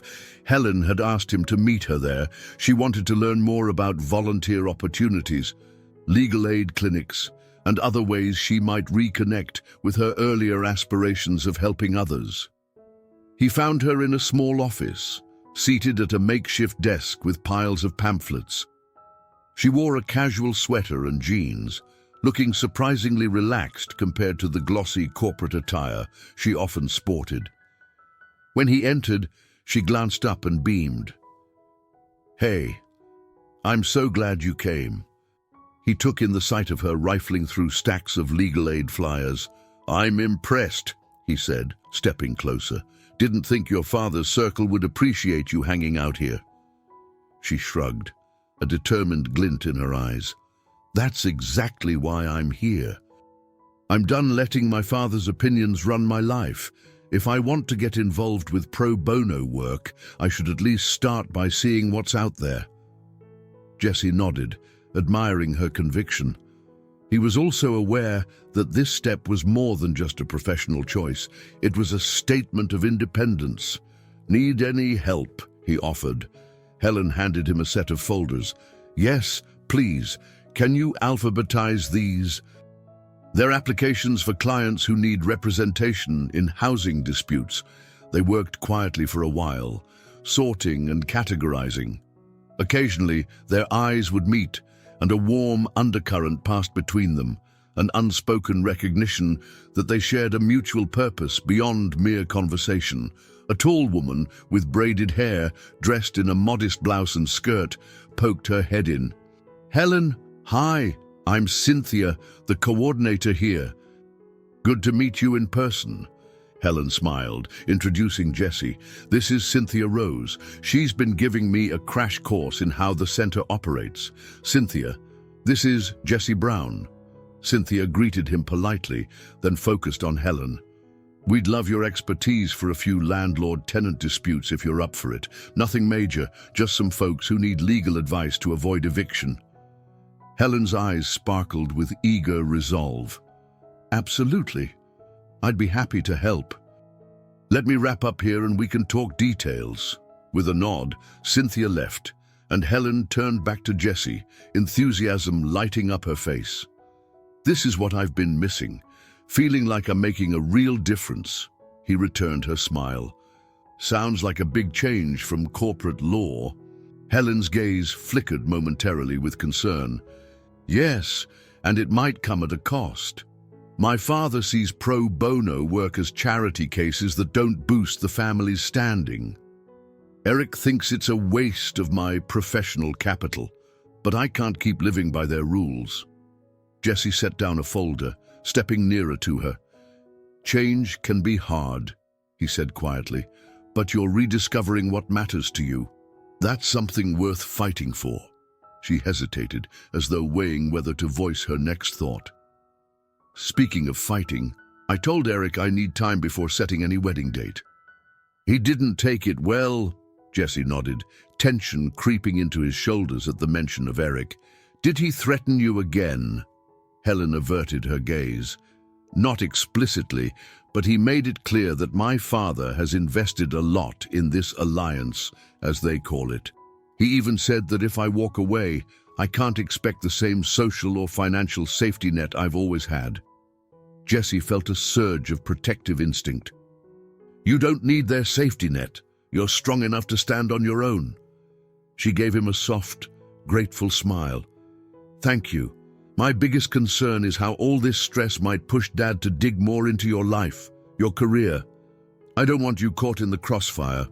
He took a moment to steady himself. I've been warned that Charles is snooping around, but I can handle it. They were interrupted by a child's voice echoing in the hallway. Miss Cynthia, are you coming back? A little boy peered through the doorway, eyes wide with curiosity at the sight of Helen and Jessie.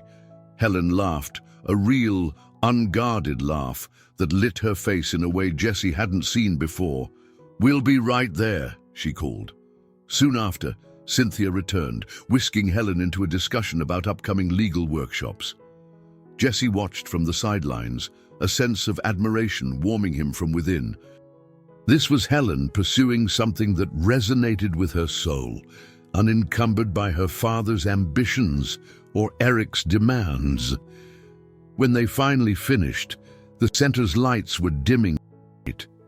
Jessie escorted Helen out to her car, a modest chin she'd purchased after the accident, refusing Eric's offer of a luxury replacement. The crisp air greeted them as they stepped onto the nearly empty street.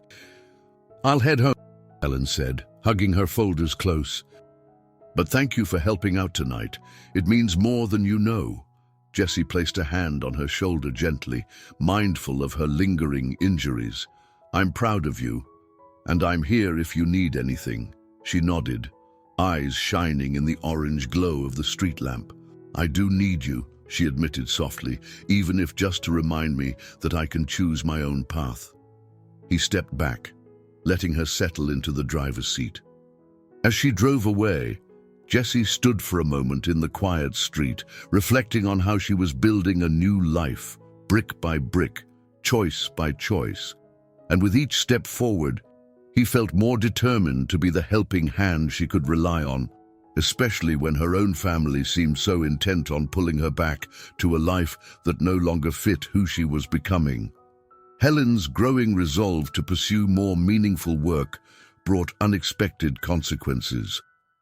Less than a week after she began volunteering at the community center, she received a curt message summoning her to her father's estate. Charles Campbell wanted to discuss her future, which Helen interpreted as a final warning. Despite her trepidation, she agreed to meet. She called Jessie beforehand, her voice shaking slightly. I'm going to talk to him, alone. I can't hide anymore. If I don't face him now, I'll never stand on my own.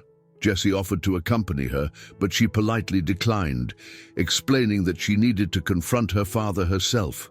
Still, his heart pounded in worry for her as he pictured the austere mansion and Charles's commanding presence. By the time Helen hung up, they'd agreed to meet later that evening, so she could share whatever happened. Helen arrived at the estate late in the afternoon. The massive oak doors opened to reveal a somber interior of polished floors, ornate tapestries, and the ever-present hush that seemed to envelop the Campbell family. A butler led her to her father's study, a cavernous room lined with towering bookshelves and an imposing desk at its center. Charles Campbell rose from behind the desk, eyes narrowed. He was a tall man in his 60s, with silver hair meticulously combed back. His suit, impeccably tailored, exuded an air of authority. Linda was seated to one side, lips pressed into a thin line, while Eric hovered by the window, arms crossed. "Sit!" Charles commanded. Helen obeyed, placing her cane against the armrest of a leather chair. She could feel 3 pairs of eyes on her, assessing her every move. Charles wasted no time. "I hear you've been dabbling in volunteer work. That's fine as a pastime, but not acceptable as your primary focus, Helen. Your career is part of a larger plan." Helen clenched her jaw. "My career is my decision. I'm done following a plan I never had a say in. If I want to do pro bono work, that's my right." Eric stepped forward, face taut. "Helen, your father is trying to ensure you don't throw away your future. You have responsibilities to the firm, to our upcoming marriage." He shot her a meaningful look. "And to me," her pulse hammered, but she forced her voice to stay firm. "I'm not sure there is an upcoming marriage, Eric. Not unless you respect my choices." A chilling silence filled the room. Linda glanced away, looking as though she'd prefer to be anywhere else. Charles's eyes flashed with anger. "I forbid you from dissolving this engagement," he said, words clipped. "It is a matter of family honor now. Our name is at stake, and I will not have it dragged through the mud because of your whims." Helen steadied herself. "Your honor doesn't give you the right to live my life for me." Charles slammed a hand on the desk. "Whims? Is that what this is about? Or is it about Jesse Brown, the man who failed to protect his own brother? Are you so enamored with him that you'd humiliate this family again?" A tremor of anger shot through Helen. She stood, leaning on her cane, eyes blazing. "Stop using Todd's death as a weapon. Jesse has done nothing but show me kindness, and I won't be bullied into a marriage that only benefits your social standing." At her words, Eric let out a bitter laugh. "So you'd choose that firefighter over me?" Helen faced him, voice resolute. "I'm choosing myself. You've made it clear that our relationship is more about appearances than actual support." Charles's expression hardened, a storm of fury in his eyes. "If you walk away from this, if you choose to continue rebelling, you'll be cut off. No financial support, no family events. Don't expect your trust fund or any advantage that comes with the Campbell name." Helen felt her stomach drop, but she forced herself to remember the sense of purpose she'd found at the community center, the genuine conversations with Jesse, and the growing conviction in her heart. "So be it," she said quietly, refusing to let her voice falter. She turned to Linda, who had remained silent. Their eyes met, and for a moment, Helen thought she saw a flicker of sympathy in her sister's gaze, but Linda said nothing. Without another word, Helen limped toward the door. Her cane tapped against the polished floor, echoing in the stunned silence. When she reached the hallway, she paused, breathing hard. In that moment, she realized there was no turning back. She had shattered the facade her father had so carefully crafted. That evening, Jesse waited in the same cafe where they'd once met to talk about the accident. It was quieter this time, the evening crowd dwindling. When Helen finally arrived, her face was drawn with fatigue, but a resolute light shone in her eyes. She settled into the booth across from him, and he could almost feel the weight she carried. Yet beneath the exhaustion, a kind of liberation radiated from her posture. "It's done," she said softly, meeting his gaze. "I told them all I'm out." He reached across the table, taking her hand in his. She gripped his fingers tightly, as though anchoring herself to a new truth, one that would require courage, sacrifice, and perhaps a leap of faith neither of them had fully anticipated. And in that quiet moment in the cafe, they both understood they were stepping towards something unknown, guided only by a shared resolve to seek the truth, no matter the cost. Helen woke the next morning with a mixture of conviction and unease. She had boldly challenged her father, Charles, and effectively put her engagement to Eric on indefinite hold. The shock waves of that decision rippled through every aspect of her life. Knowing she was now cut off from the family finances, she wasted no time searching for a smaller, more affordable apartment. It was a tangible first step in carving out a space that felt entirely her own. Jesse offered to help with the move. Late in the afternoon, he parked his truck in front of the upscale house Helen had once shared with Eric. Standing on the doorstep, he felt the full weight of the tension between Helen and the people inside. The front door finally opened to reveal Eric in a crisp, button-down shirt, looking as though he'd just come from the office. His jaw clenched when he saw Jessie. "She's in the living room," Eric said coldly. Without another word, he walked down the hallway, leaving Jessie to step in alone. Helen appeared, a half-packed box in her arms. She set it down with obvious relief. "I thought I could carry more than I can," she said, forcing a small smile. "But I keep forgetting my shoulder still aches." Jessie nodded sympathetically. "Let me take care of the heavy stuff." In silence, they gathered her belongings, mostly clothes, books, and personal mementos. Helen left behind most of the designer furniture and decorations that Eric had chosen. As they worked, Eric reappeared in the doorway, arms crossed. "So this is it," he said, voice tight with anger. "You're really walking away?" Helen looked up, meeting his gaze firmly. "Yes, we both know this isn't working. It's better to end it now." Eric's eyes flicked toward Jessie. "Because of him?" Helen's tone remained steady. "No, because of me. This relationship wasn't right for a long time. Jessie just helped me see that I don't have to remain trapped." Eric let out a scoff. "You're making a huge mistake." Helen ignored his jab, turning back to Jessie. She handed him the last box labeled "Personal," filled with old photographs and keepsakes. Jessie felt Eric's glare boring into his back. Before they left, Eric stopped Helen near the doorway. His voice dropped. "I hope you realize what you're losing: your security, your father's support, and your place in society." Helen lifted her chin. "I'm finding my own place." They carried the boxes out to Jessie's truck. Once everything was loaded, Helen sank into the passenger seat, tension evident in her shoulders. Neither spoke until Jessie had navigated away from the quiet, manicured neighborhood into the busier city streets. "Thank you," she said softly, staring out the window. "Eric's not usually that quiet. I think he's in shock." Jessie kept his eyes on the road. "You handled it well. Are you all right?" She exhaled a trembling breath. "I will be. I'm free. But now I have to figure out what to do with that freedom." They arrived at a modest apartment building on the other side of town. It wasn't luxurious, but it was clean and safe, and the landlord had been sympathetic to Helen's sudden need for housing. A small hallway led to a living area with windows that overlooked a bustling street corner. Boxes in hand, they climbed the stairs, setting everything down in a space that still smelled of fresh paint. Helen flicked on the overhead light, taking in the bare walls and floors. "It's not much," she said with a shaky laugh, "but it's mine." Jessie placed a comforting hand on her uninjured shoulder.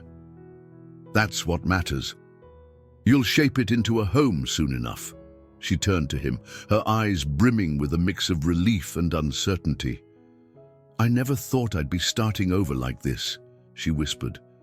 "But I'm strangely excited, also terrified." He understood the feeling, recalling how he'd moved into his own sparse apartment after Todd's death and his divorce from Linda. Sometimes there was freedom in the emptiness, room to rebuild without the baggage of the past. I get it, he said softly, but you're not alone in this. They began unpacking in companionable silence. Helen discovered old photos of her and Linda as kids, prompting a faraway look. I wish Linda and I were closer, she murmured. Maybe one day, but she's so tied to my father's worldview. Jesse nodded, recalling Linda's guarded expression during their recent encounters. He wondered if there was a chance for reconciliation between the sisters, or if the family rift ran too deep. By the time they finished stacking boxes against the living room wall, night had fallen. City lights twinkled through the windows, casting the apartment in a warm glow. Jesse and Helen stood near a window, shoulders almost touching, gazing out at the lively street below. I guess this is the first real confrontation, Helen said, voice subdued. Walking away from Eric, stepping out of my father's shadow. I know there's more to come, but this was a big step. Jesse met her eyes, sensing the surge of both fear and determination stirring inside her. You made the right choice, he said gently, even if it's a hard one. For a moment, they were simply two people standing together, reflecting on how one monumental decision had reshaped their lives.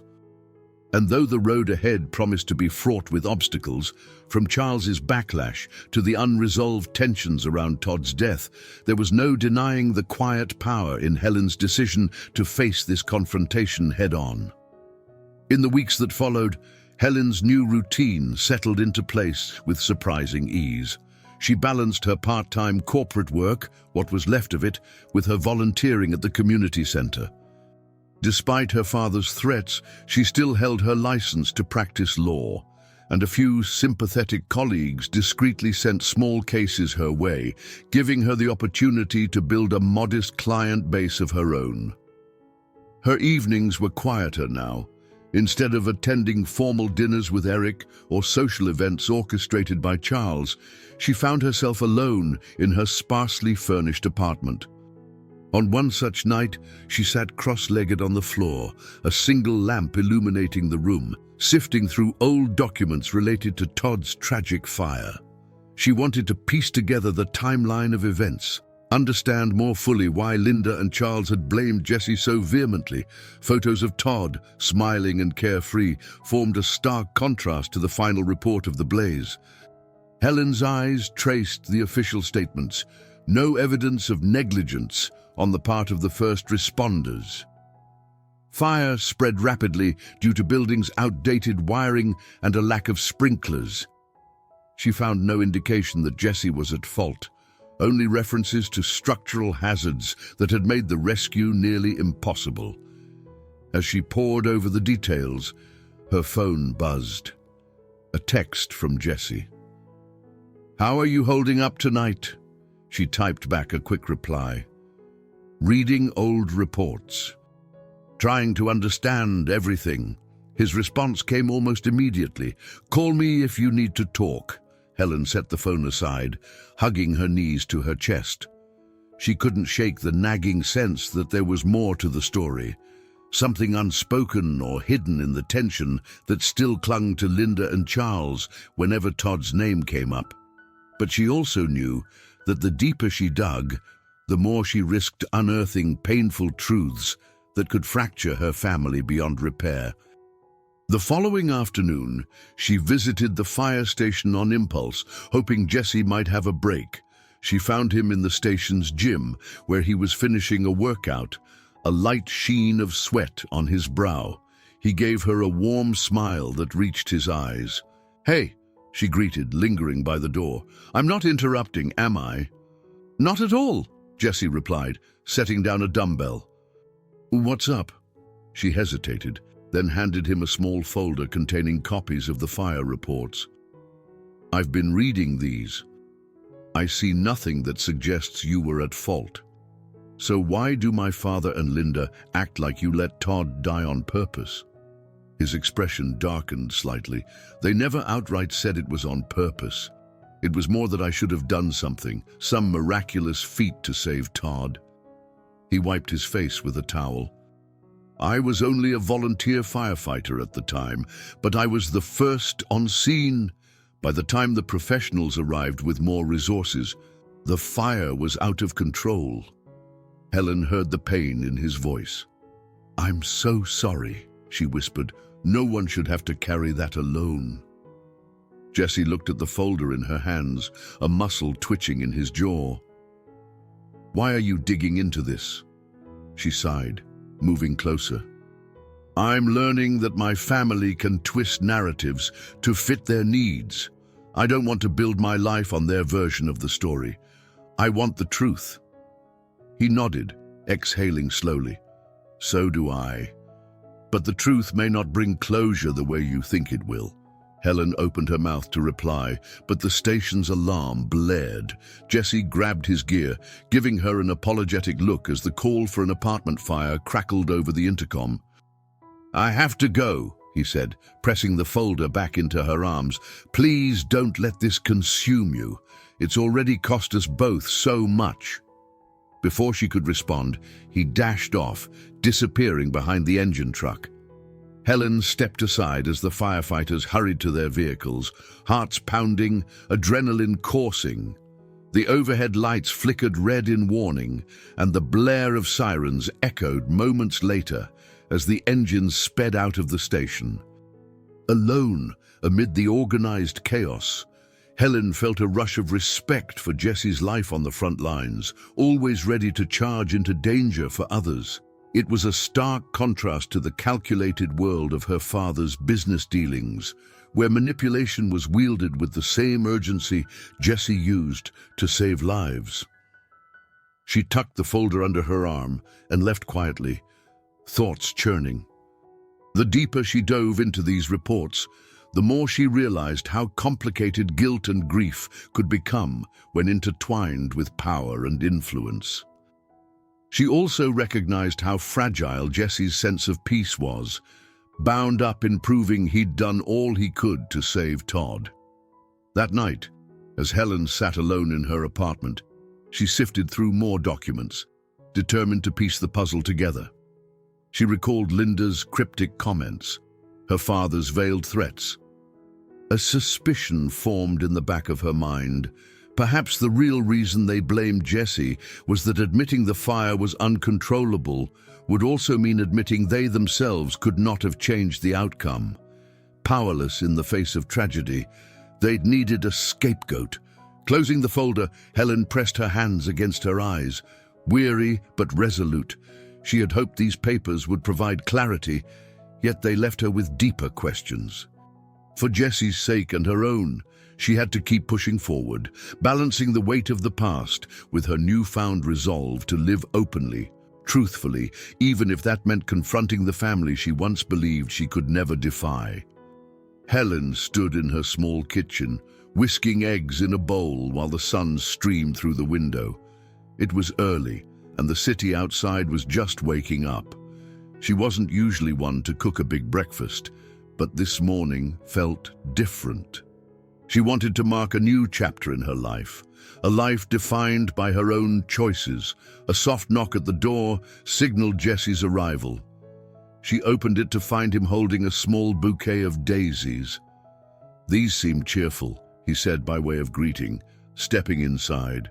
Helen smiled, placing the flowers in a spare glass. "Thank you. It's good to see you." She motioned for him to sit, then poured coffee into two mismatched mugs. They chatted about small things first, her volunteer work, his latest rescue run, until Helen finally set down her mug. Her expression turned serious. "I need to share something with you," she began. "I've been reading every document I can find about Todd's fire, including the official reports and statements from your fellow volunteers." She paused, studying his reaction. "I keep coming to the same conclusion. You did everything you could. There was no way to save him once that structure began collapsing. So why is my family so insistent on blaming you?" Jesse's shoulders tensed. "Because it's easier for them to have someone to blame. If they acknowledge the uncontrollable factors, then they have to accept Todd's death as a random tragedy."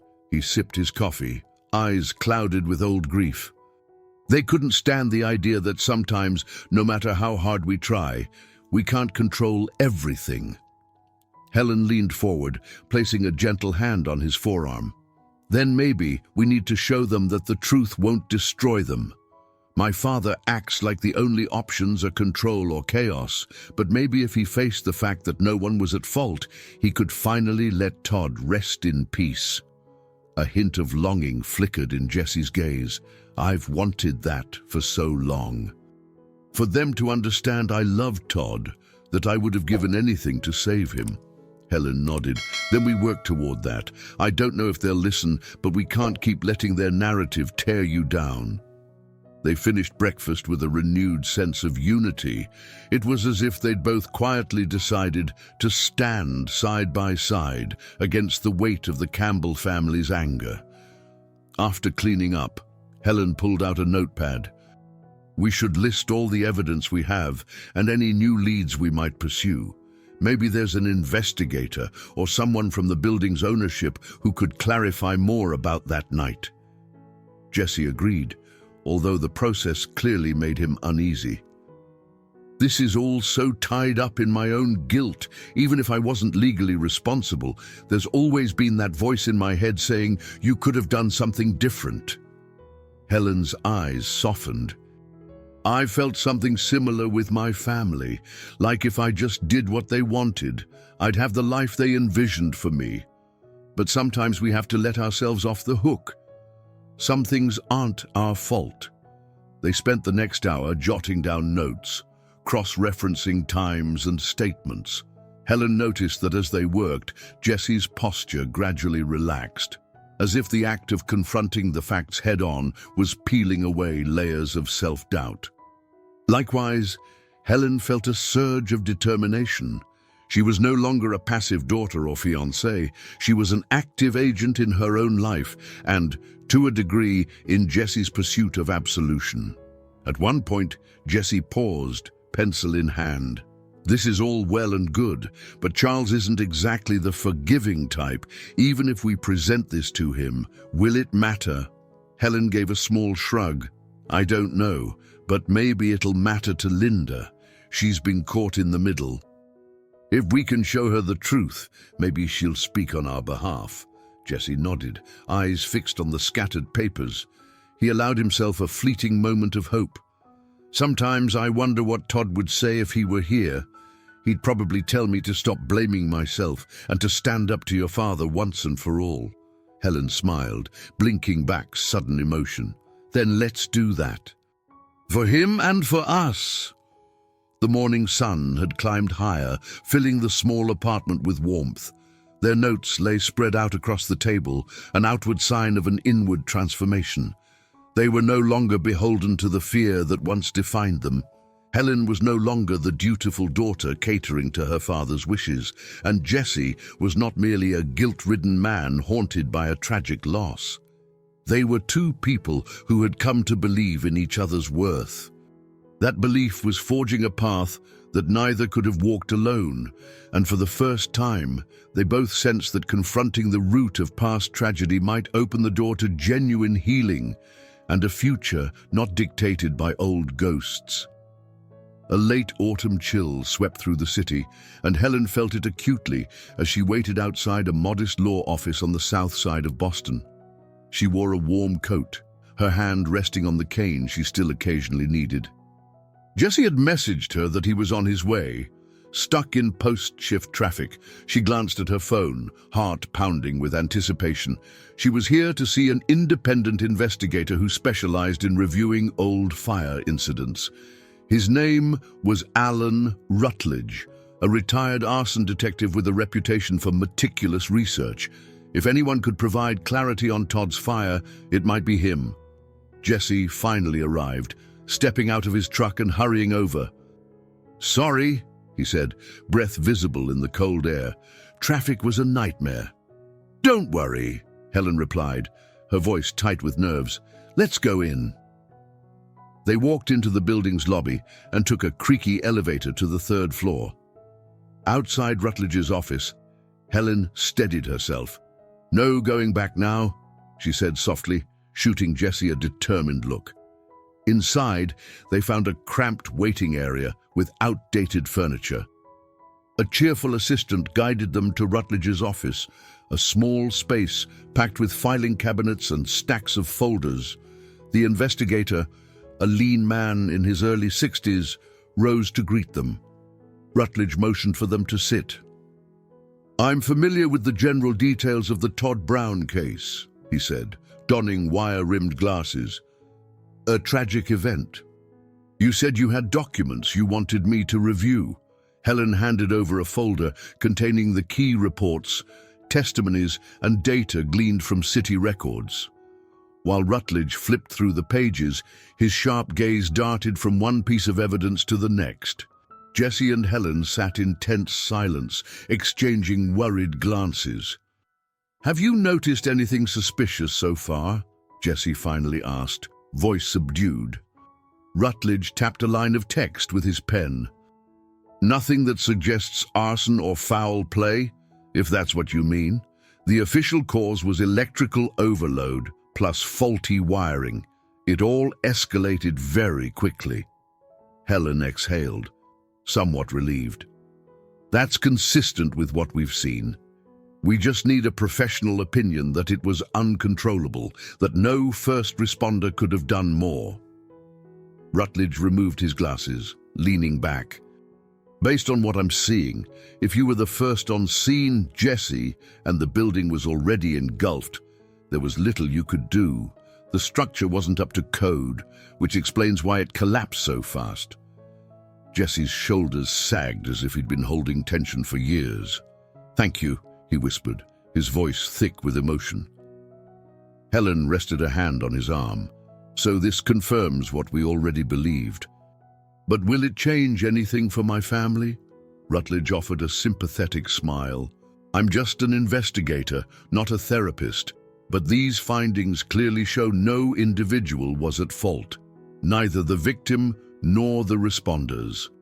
They thanked him, gathering their materials. On the way out, Rutledge added, "If you need an official statement, I can draft something and have it notarized.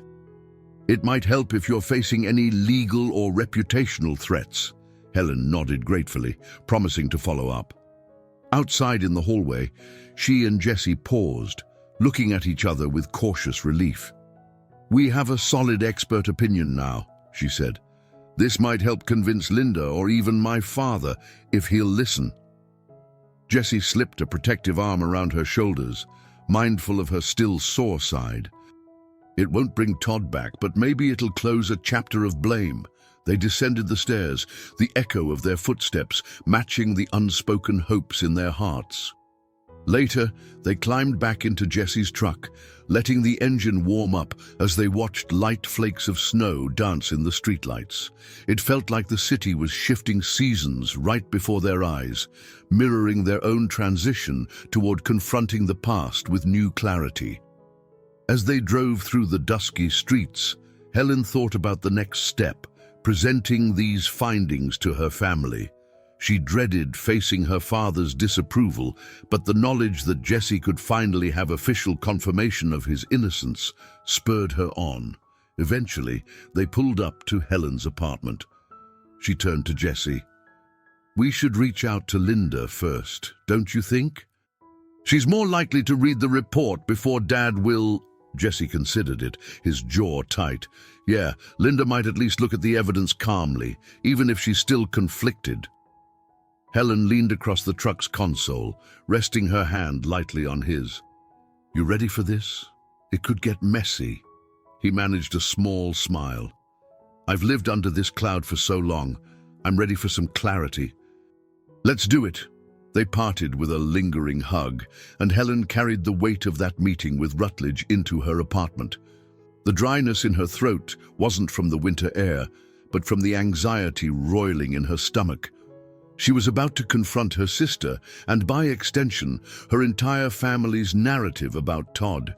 It was a significant undertaking, but it was also a chance for Jessie to shed the guilt that had haunted him. Tomorrow, she would call Linda. And soon, all of them would sit down, face to face, with the report in hand. It was the final step in a long journey toward the truth. Whatever the outcome, Helen was determined to give Jesse the vindication he deserved and to reclaim her own power in the process. A bitter wind whipped through the Campbell estate's sprawling grounds as Helen and Jesse made their way up the long driveway.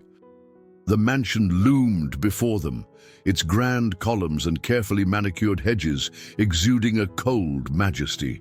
Helen's stomach twisted with apprehension. This was the same place she had defiantly left weeks ago, carrying a single suitcase and a shattered engagement. Linda had arranged a meeting in the grand parlor, convincing Charles to at least hear Helen out. She told Helen on the phone that their father was guarded, but curious. Eric, however, had refused to attend. He had no interest in rehashing the past, especially since his engagement to Helen was all but dissolved. A quiet part of Helen felt relieved by his absence. Inside, the parlor was large enough to host a banquet, with polished floors and an ornate chandelier that cast shimmering patterns across the walls. Charles Campbell stood by the fireplace, his posture ramrod straight. Linda waited near the piano, eyes flicking from Jesse to Helen. The tension was palpable, like a current humming beneath the surface of polite silence. Helen cleared her throat, voice quivering only slightly. "Thank you for agreeing to see us. We won't take much of your time." Charles didn't respond. He turned sharply to face them. "Speak, then." Taking a deep breath, Helen handed Linda a copy of Rutledge's report. She'd already emailed it, but she wanted the physical pages present, tangible proof. "This comes from an independent investigator, someone with decades of experience. It confirms that the fire was due to faulty wiring and structural neglect. No first responder could have saved Todd." Charles glanced at the document, his jaw tightening. "We already had the official reports, did we not?" "Yes," Helen said, voice firmer now.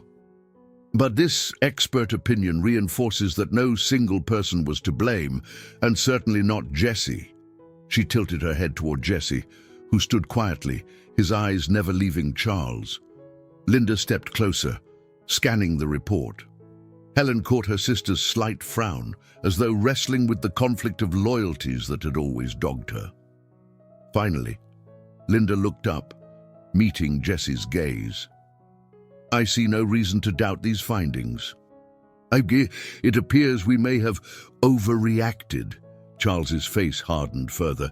"That changes nothing. My son is dead, and this man was there when it happened." Jesse finally spoke, his tone steady but filled with years of suppressed grief. "I loved Todd. He was my brother. Do you think I wouldn't have saved him if I'd had the power to? My entire life since that night has been about trying to atone for something I couldn't control." For a moment, Charles's composure faltered. His eyes flicked from the report to Jesse's face. "You were reckless. You went in too soon, without waiting for a full crew. That building was a death trap."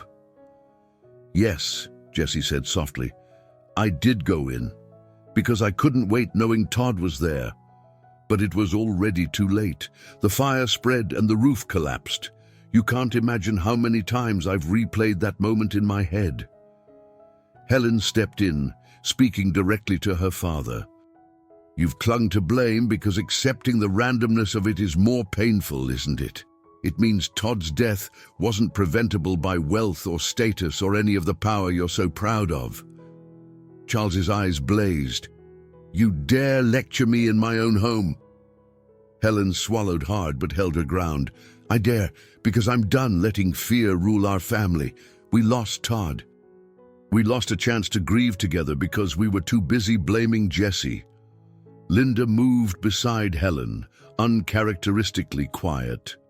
Slowly, she placed a hand on Helen's shoulder, a small but meaningful gesture of support. Her eyes flickered to Charles, then to Jesse, and finally back to the report. "Dad, maybe we've carried this anger for too long.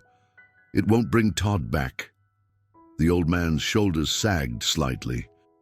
He looked at the fireplace, his profile etched with bitterness and sorrow. I loved my son, and then he was gone. The only comfort I had was the story that it was someone's fault. Jesse's heart clenched. He'd never seen Charles anything but steely and domineering. Now, the older man looked heartbreakingly human. I'm sorry, Jesse said quietly. I can't bring him back, but I hope you can forgive me for not doing the impossible. A strained hush fell over the room. The crackle of the fireplace was the only sound. Finally, Charles exhaled, a tremor passing through him. I don't know if I can forgive, he said, voice raw, but I understand now. It was neither full absolution nor a warm reconciliation, but it was a crack in the wall of hostility that had long separated Jesse from the Campbell family. Helen saw it as a beginning, however small, of a possible healing. After a tense moment, Charles walked out, the echo of his footsteps trailing down the corridor. Linda followed him, leaving Jesse and Helen alone in the sprawling parlor. Relief and exhaustion washed over Helen like a tidal wave. She turned to Jesse, tears brimming in her eyes. It wasn't everything we hoped, she whispered, but it's something. Jesse nodded, his own throat tight. That's more than I ever thought we'd get. They moved to the foyer, the confrontation still reverberating in their hearts. Through the tall windows, Helen glimpsed the fading light of day. Outside, dusk was settling over the estate, a symbol, perhaps, that one chapter was closing. And though the finality of Todd's loss still ached, for the first time in years, Jesse and Helen felt a step closer to genuine peace. They had faced the greatest obstacle, her father's unyielding blame, and emerged with a fragile and tentative hope that the wounds of the past could someday mend. A week after the tense confrontation at the Campbell estate, Helen found herself back at her apartment, curled up on a small love seat she'd purchased second-hand. She gazed through the window at the bustling street below, recalling her father's pained expression when he finally seemed to acknowledge that Jesse was not to blame for Todd's death. It wasn't quite forgiveness, but it was the closest to acceptance she had ever witnessed in Charles Campbell. Her phone buzzed on the coffee table. She leaned forward and saw Linda's name on the screen. Tentatively, Helen answered, half expecting another lecture. Linda's tone was subdued, almost cautious. Hi, I wanted to see how you're doing. Helen took a breath. I'm all right. A bit tired, I guess. What about you? A pause. Then Linda let out a quiet sigh. I've been thinking a lot about what you said, about how Dad and I used Todd's death as a shield against reality. We were so angry, so hurt, that we latched onto Jesse to make sense of our pain. Seeing Dad finally soften, even just a little, made me realize I owe both of you an apology. Helen felt her throat tighten. In all the years since Todd died, Linda had never once admitted fault. You don't have to.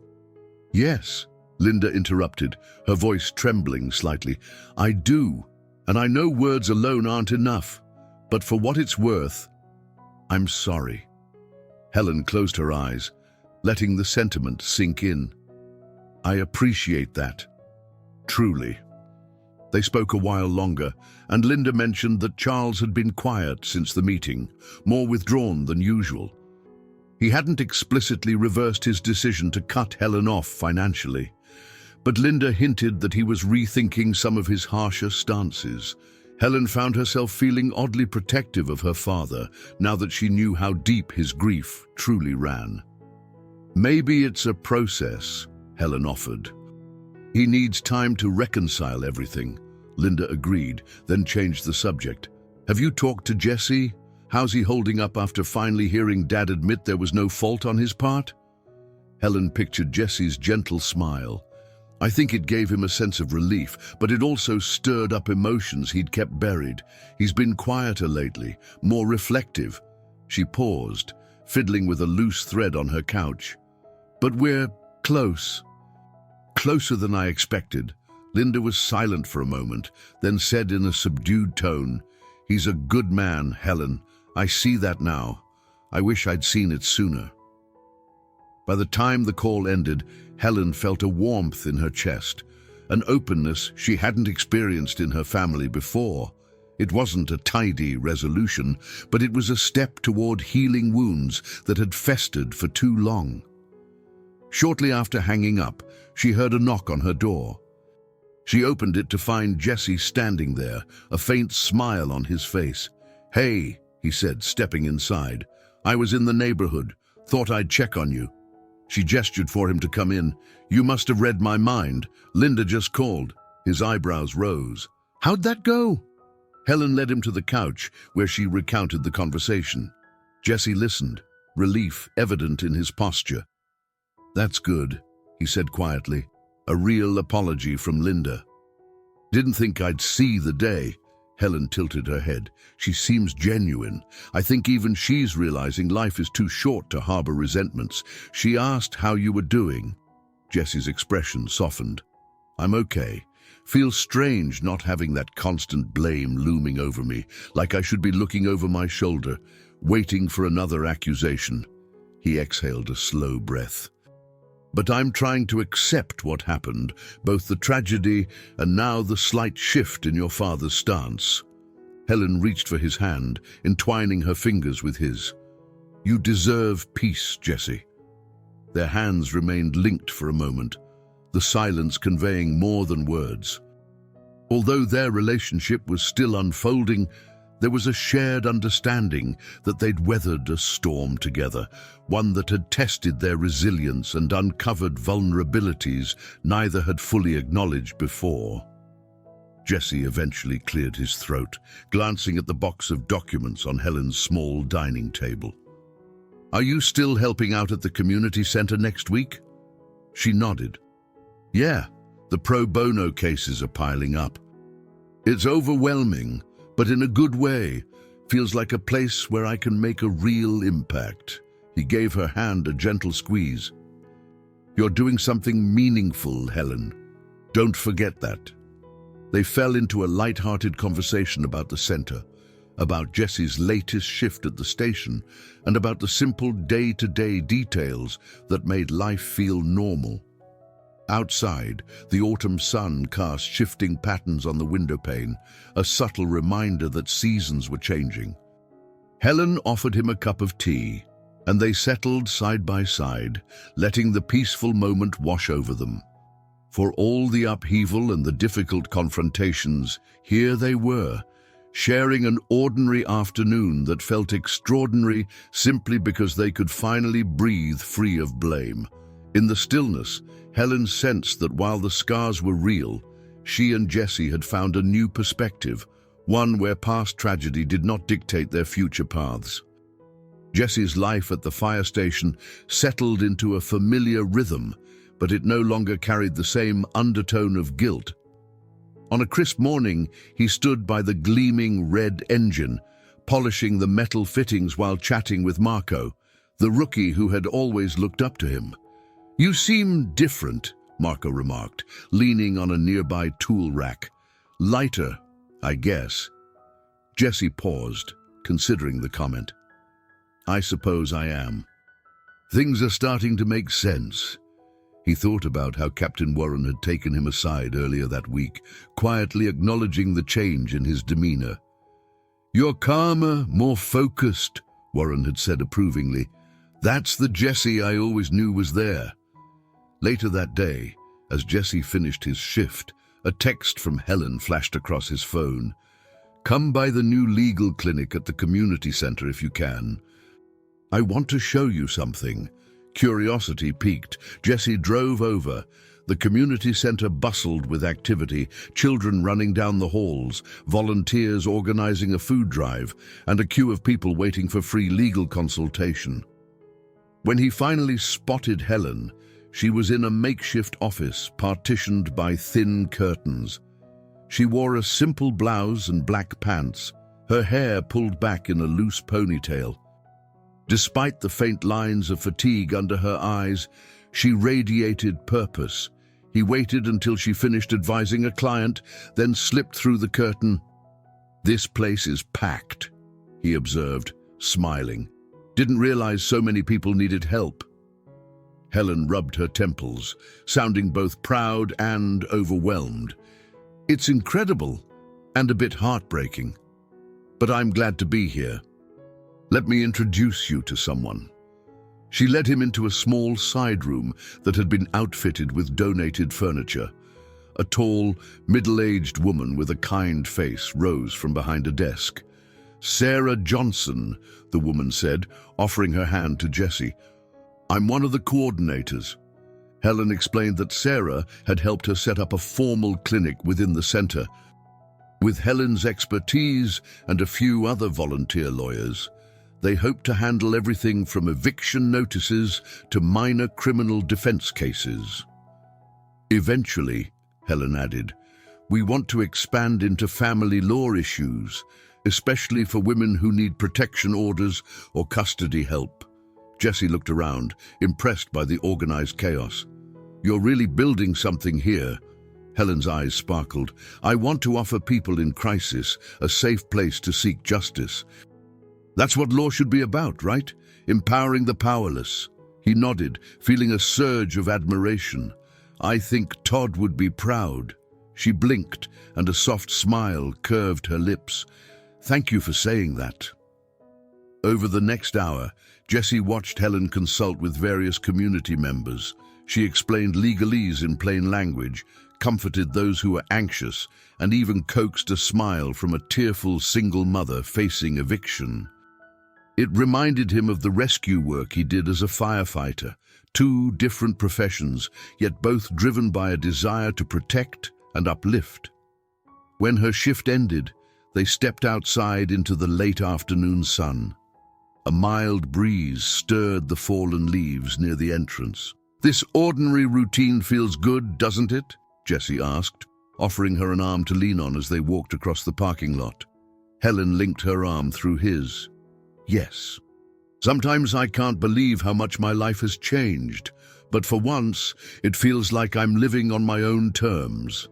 They paused by his truck, the amber sunlight catching the strands of Helen's hair. Jesse reached out to brush a leaf off her shoulder. "You've come a long way, from that hospital bed to challenging your father, to launching this legal clinic." She glanced down, almost shyly. "I had help, you know." A warm silence stretched between them, filled with unspoken gratitude and lingering tenderness. Jesse knew that the road ahead might still hold family disputes or unexpected hurdles. Yet, standing here with Helen, he felt profoundly at peace. "Your father's estate, your old world, that was normal for so long," he said quietly. "But this is your new ordinary, and it suits you better."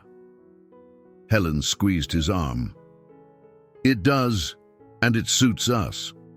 We're both still doing what we do best, helping people in different ways." A bus rumbled by, sending a gust of warm air over them. People hurried in and out of the center, each with their own struggles and hopes. Jesse and Helen watched them for a moment, acknowledging the quiet heroism that often goes unnoticed in everyday life. Finally, Helen turned to him, a gentle determination in her gaze. "We should go celebrate," she said. "No big fancy dinners, just a simple meal somewhere cozy. What do you say?" Jesse smiled, heart light.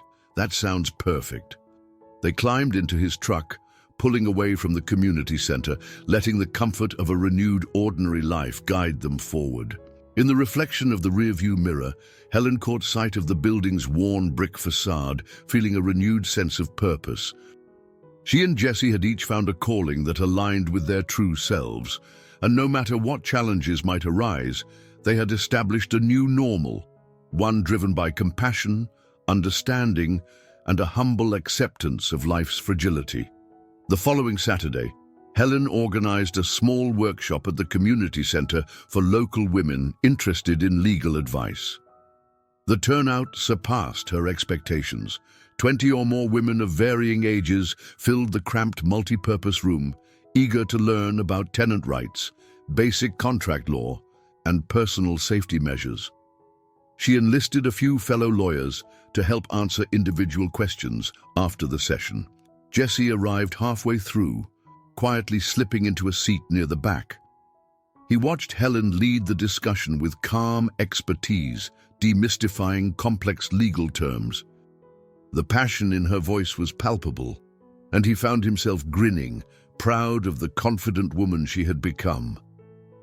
When the workshop ended, a few attendees lingered to thank Helen. One middle-aged woman offered a tearful hug, explaining that she'd been on the brink of eviction until Helen's guidance led her to a resource that bought her time to arrange a payment plan. The gratitude in the woman's face moved Helen deeply, and she waved goodbye with misty eyes. Jesse joined her, weaving through folding chairs scattered across the room. "That was impressive," he said, lowering his voice. "You really connected with them." Helen blinked away tears. "It's one thing to study law in school, focusing on high-stakes corporate cases, but seeing how a simple explanation can save someone's home, it feels like genuine lawyering. This is the work I've always wanted to do." They spent the next hour cleaning up, stacking chairs, gathering leftover flyers, and collecting contact information for future assistance. A handful of volunteer paralegals helped too, chatting amicably with Jesse about his firefighting experiences. He spoke of the adrenaline rush of responding to calls, but also the quiet satisfaction of routine checks that prevented emergencies before they started. Later, as dusk fell, the remaining volunteers left one by one. Helen and Jesse found themselves alone in the empty room, the hum of overhead lights providing a soothing backdrop. She leaned against a table, her cane resting beside her, shoulders heavy with fatigue and fulfillment.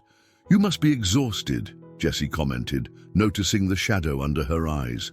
Helen brushed hair from her face. "A good exhaustion. The kind that tells me I'm doing something worthwhile." He nodded. "I know the feeling, like when we finish a tough rescue and realize we've saved people from what could have been devastating." She gave him a grateful look, then changed the subject. "I had a call from Linda earlier. She asked if she could stop by tomorrow, maybe see the clinic for herself." Jesse's eyebrows rose. "Really? That's great. Is she genuinely interested?" Helen picked up her cane, fiddling with the handle. "I think so. She mentioned wanting to do more pro bono work too. She said it might be a way to balance the scales in her life." Jesse considered it.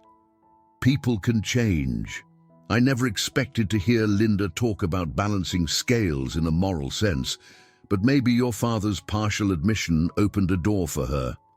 Helen sighed, her expression a mix of hope and caution.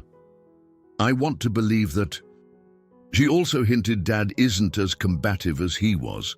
He's apparently retreated into his own thoughts, trying to grapple with everything. Maybe that's the start of acceptance. They carried their conversation outdoors, locking the community center behind them. A brisk wind swept along the street, ruffling Helen's hair. Jesse gently placed a supportive arm around her, mindful of her lingering injury. She didn't need the cane as much these days, but the cold made her joints ache. They strolled toward a nearby coffee shop, passing quiet storefronts with dimly lit displays. The city's weekend pace felt leisurely, the sidewalks less crowded than usual. Every step they took reinforced how far they had both come, from a lonely, guilt-haunted firefighter and a conflicted attorney trapped by familial expectations, to two individuals forging a path of sincere, purpose-driven lives. Inside the coffee shop, warm light and the scent of fresh pastries enveloped them. They found a small table in a corner and ordered hot chocolate, a welcome treat against the chill outside. Helen rubbed her hands around the ceramic mug, thinking aloud about new legal workshops and more advanced classes she could offer at the center.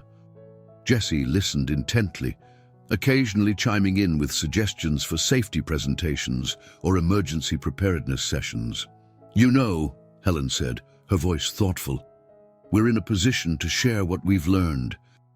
Not just the technical skills, but the emotional journey, letting people know it's okay to break free from old narratives. Jesse nodded, recalling his own struggles with Todd's memory. And that sometimes it takes confronting the hardest truths to find genuine freedom. They lingered there for a while, sipping warm chocolate, letting the quiet space of the shop cradle their deeper reflections. Every so often, their eyes met, and a smile passed between them that needed no words. They had shared anger, sorrow, and awakening, and now a sense of rebuilding, both for themselves and for others. Helen glanced at Jesse's hand on the table, then placed hers atop it in a gentle, steady gesture. Let's keep sharing what we've learned. Let's keep helping people find hope in dark places. He turned his palm to clasp hers. I'm in, he answered simply. The hum of the coffee shop around them was a small backdrop to a broader transformation each had undergone. And as they finished their drinks, it felt like the ideas they were planting, both in their own hearts and in the community, would continue to grow, nourished by the hard-won lessons they now carried. The day dawned crisp and bright, with sunshine cutting through the early winter chill. Jesse headed to the local firehouse first thing in the morning, dropping off homemade muffins Helen had baked for the crew, a small token of gratitude for their support during his personal battles. Marco beamed at the sight of the treats, and Warren clapped Jesse on the shoulder, his approving silence speaking volumes. With that errand complete, Jesse drove across town to Helen's apartment. He found her standing in the doorway, her hair pulled back in a loose bun, dressed in a simple sweater and jeans. She looked at him with a smile that came from a place of genuine contentment. "Ready?" she asked, stepping aside to let him in. He nodded. "As I'll ever be. How about you?" They gathered a few items, paperwork, a laptop, and a couple of legal folders. Today was the official opening of the expanded legal clinic at the community center. They planned a small ceremony, inviting local officials and a handful of donors who believed in the cause. Helen was to give a short speech, something she'd been nervous about all week. On the drive over, Helen's phone buzzed. She glanced at the screen. "Linda," she murmured, looking at Jesse. "I should answer." "Go for it," he encouraged, keeping his eyes on the road. Helen put the call on speaker. "Hi, Linda." "You on your way?" Linda's voice sounded calm, almost eager. "Yes, I'll be there soon. I'm bringing a friend from my firm who's interested in pro bono work. Is that okay?" Helen exchanged a glance with Jesse, smiling. "That's more than okay." They arrived at the community center to find the main hall abuzz with energy. Rows of chairs were set up facing a small podium. Posters on the walls featured uplifting messages about legal rights and community empowerment. Volunteers hurried around, making final adjustments. Jesse spied a refreshment table in one corner, laden with coffee urns and pastries donated by a local bakery. Helen introduced Jesse to a few colleagues, then slipped away to greet Linda, who arrived moments later. Linda wore a charcoal suit, but her posture was more relaxed than usual. She embraced Helen briefly, a show of affection that would have been unthinkable not long ago. "I'm proud of you," Linda whispered before pulling back. "This is important." Helen blinked away the sudden sting of tears. "Thank you. I'm glad you're here." Jesse watched from a distance, heart warmed by the sight of the two sisters finding their footing in a new, more supportive relationship. He recalled how differently this scene might have played out a few months ago, filled with tension instead of encouragement. A local councilwoman opened the ceremony with a few words about community resilience, then handed the microphone to Helen. She stood at the podium, Kane resting discreetly by her side. Her gaze swept the room, pausing on Jesse for a moment, drawing strength from his presence. "Thank you all for coming," she began, her voice steady but sincere. She spoke of her desire to create a space where people could seek legal help without fear or financial burden, where knowledge was shared freely. She described how personal tragedies and family struggles had shaped her passion for justice. There was no melodrama, only earnest truth. As Helen's speech drew to a close, Jessie noticed Charles Campbell standing quietly at the back of the hall. Dressed in a dark overcoat, he was partially obscured by a group of onlookers. Jessie's chest tightened. He hadn't expected Charles to appear, not after everything. He wondered if Helen was aware of her father's presence. Helen ended her speech with a gracious nod. The audience applauded warmly, volunteers beaming in her direction. She stepped down from the podium, and Linda approached, offering praise. That was when Helen's eyes fell on Charles. She froze momentarily, then squared her shoulders. Charles navigated through the small crowd, hesitating a few steps away. "I heard about the clinic," he said, voice subdued. "Thought I'd see it for myself." Helen exhaled a steadying breath. "Well, thank you for coming." He scanned the room, taking in the posters, the line of people waiting for consultations. "You're doing something worthwhile," he said, the words emerging slowly. "Your mother, she would have been proud of this, I think." Emotion flickered across Helen's features. She reached for the cane, more for comfort than necessity. "Maybe so. I like to believe that." They didn't hug or exchange grand gestures, but something shifted in their presence, a quiet acknowledgement that, while the past remained heavy, they could coexist with mutual respect. Linda looked on, lips pressed together in a semblance of relief.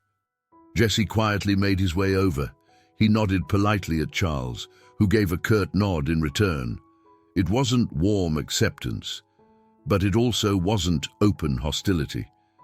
In Charles's guarded expression, Jessie sensed a man still wrestling with remorse and pride, yet taking a step, however small, toward understanding. Helen caught Jessie's eye, and a grateful smile curved her lips. He returned it, his heart brimming with a mixture of hope and amazement at how drastically life could change when people confronted pain head-on. As the ceremony wound down, volunteers guided attendees to informational tables. Linda introduced her colleague to Helen, explaining how they might collaborate on more pro bono cases. The hum of conversation filled the air, a symphony of possibility in a place once overshadowed by old resentments. Eventually, Jessie and Helen found a quiet corner, away from the crowd.